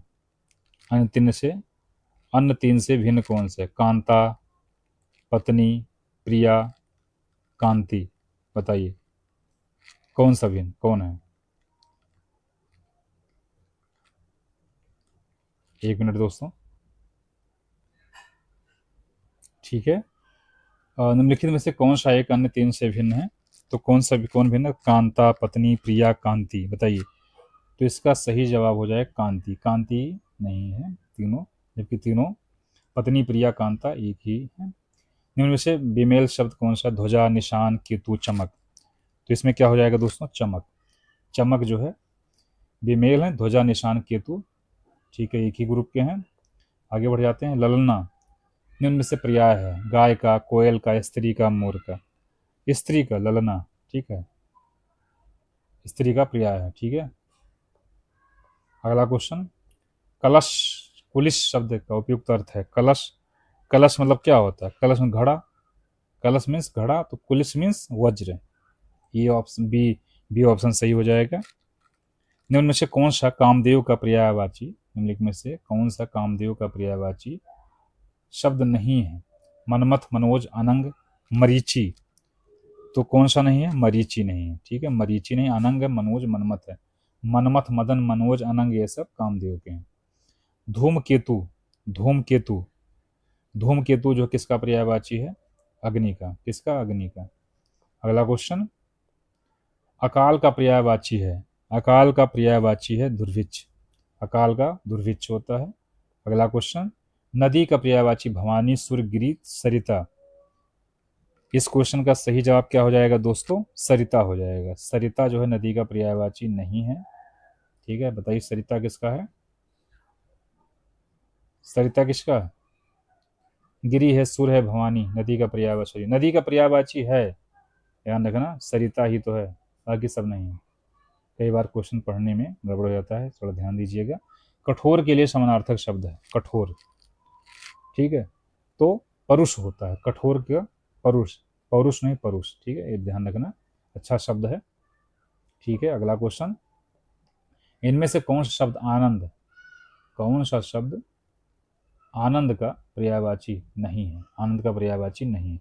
मोद, प्रमोद, आमोद, मानंद, तो मानंद नहीं है, ठीक है, मानंद नहीं है, बाकी आमोद, प्रमोद, मोद ये सब हैं, ठीक है। अगला क्वेश्चन, पत्नी का पर्यायवाची नहीं है। भार्या, महिला, दारा, कांता, तो इसमें महिला नहीं है, महिला, क्योंकि महिला में उसमें बेटी बेटियां सब आ जाती हैं, यानी कि सारी महिलाएं आ जाती हैं, तो महिला नहीं है। भार्या, दारा, कांता है, ठीक है। अगला क्वेश्चन, अंश शब्द का पर्यायवाची कौन सा नहीं है? भाग है, हिस्सा है, अवयव है, तो इनमें से कोई नहीं। इसका मतलब क्या है? ये तीनों, ठीक है, ये तीनों हैं, ठीक है, तो तीनों आ जाते हैं। अगला क्वेश्चन, पर्यायवाची की दृष्टि से असंगत विकल्प बताइए, कौन सा है? वेद, असंगत विकल्प बताना है। पक्षी, शकुन, शंकुत, द्विज, नभचर, ये सही है। बैल का ऋषभ, ऋषभ, अक्षधर, ये भी सही है। हरिण का कुरंग, प्लवंग, सारंग, ये भी सही है। वेद, वेद गलत है, वेद का आमनाय, आगम, आकार, ये गलत है, ठीक है। आगे बढ़ लेते हैं। दिए गए शब्दों में समानार्थक नहीं है। सरोवर, तालाब, पुष्कर, ये तीनों सही हैं, एक ही कैटेगरी में इसको रखा जा सकता है। नद्य, नद्य नहीं है, ठीक है, नद्य नहीं है। अगला क्वेश्चन, झपट का समानार्थी क्या है? झपट, झपट का झपट लिया, नहीं, छीनना शब्द है, छीनना लगा दीजिए, बी ऑप्शन सही हो जाएगा, ठीक है। अगला क्वेश्चन, मछली का पर्यायवाची नहीं है। मछली का बताइए, मीनाक्षी, मीन, सफरी, मकर, तो नहीं है मीनाक्षी। मीनाक्षी वाला होता है मीन जैसे आंखों वाली, तो ये एक, ठीक है, किसी से तुलना की जाती है, ठीक है, तो ये नहीं होगा, ठीक है, ये नहीं होगा। बाकी मीन, सफरी और मकर होता है, ठीक है। कौन सा शब्द, अगला क्वेश्चन, कौन सा शब्द इंद्रधनुष का पर्याय नहीं है? कौन सा शब्द इंद्रधनुष का पर्याय नहीं है? सुरचाप भी है, सप्तवर्ण है, घन कोदंड है, ये तीनों ऑप्शन जो है सही है, ठीक है। अमरेश्वर गलत है, अमरेश्वर गलत है, ठीक है। अगला क्वेश्चन, सखी और भ्रमर का समानार्थी शब्द क्या है? सखी और भ्रमर का समानार्थी शब्द क्या है? अली, ठीक है, अली, डी ऑप्शन सही हो जाएगा। इसका दो दो अर्थ निकलते हैं। नंद कुमार का पर्यायवाची शब्द, नंद कुमार का पर्यायवाची शब्द बताइए। नंद कुमार का पर्यायवाची क्या है? नंदराम नहीं है, ठीक है, नंदराम, नंदन, नंद नंदन, नंद किशोर, नंदलाल, तो नंदराम नहीं है, ठीक है।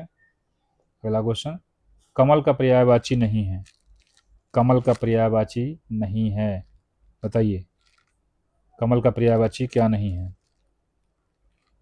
राजीव है, नीरज है, पंकज है, वारिद, वारिद बादल का होता है।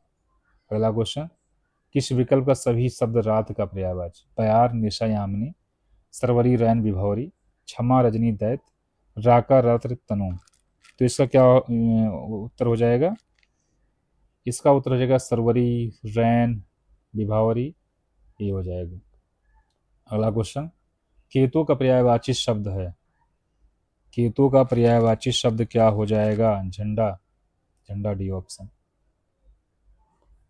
अगला क्वेश्चन, मूर्धा का अर्थ है, मूर्धा का अर्थ है क्या है? मूर्धा का अर्थ है सर्वोच्च, सर्वोच्च मूर्धा का अर्थ है, ठीक है।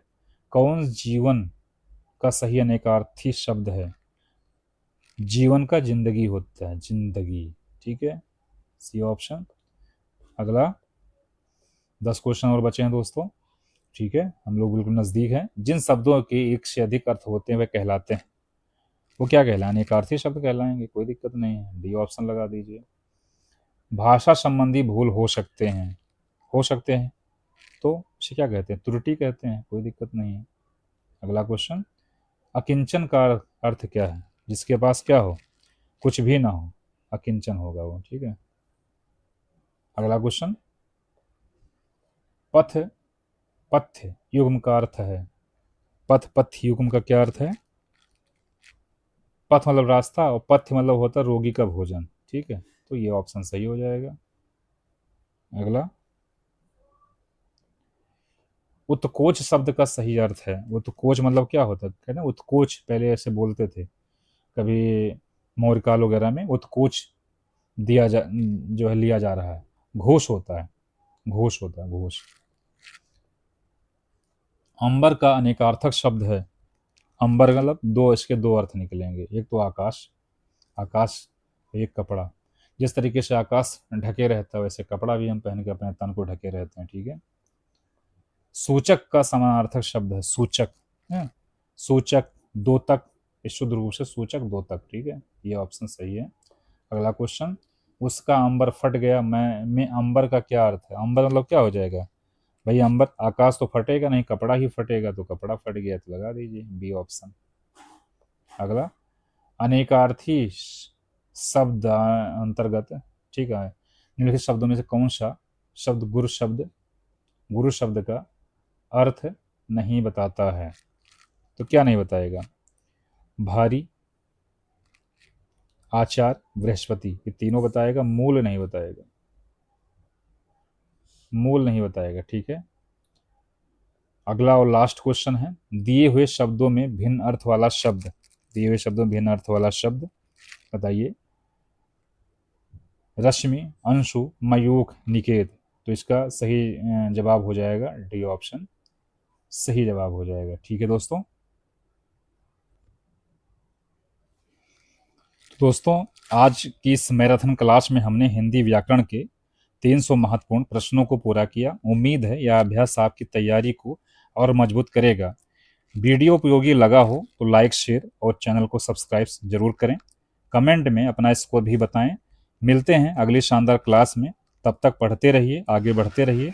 ज्ञान मंथन पाठशाला, आपकी सफलता हमारा संकल्प। धन्यवाद। जय हिंद।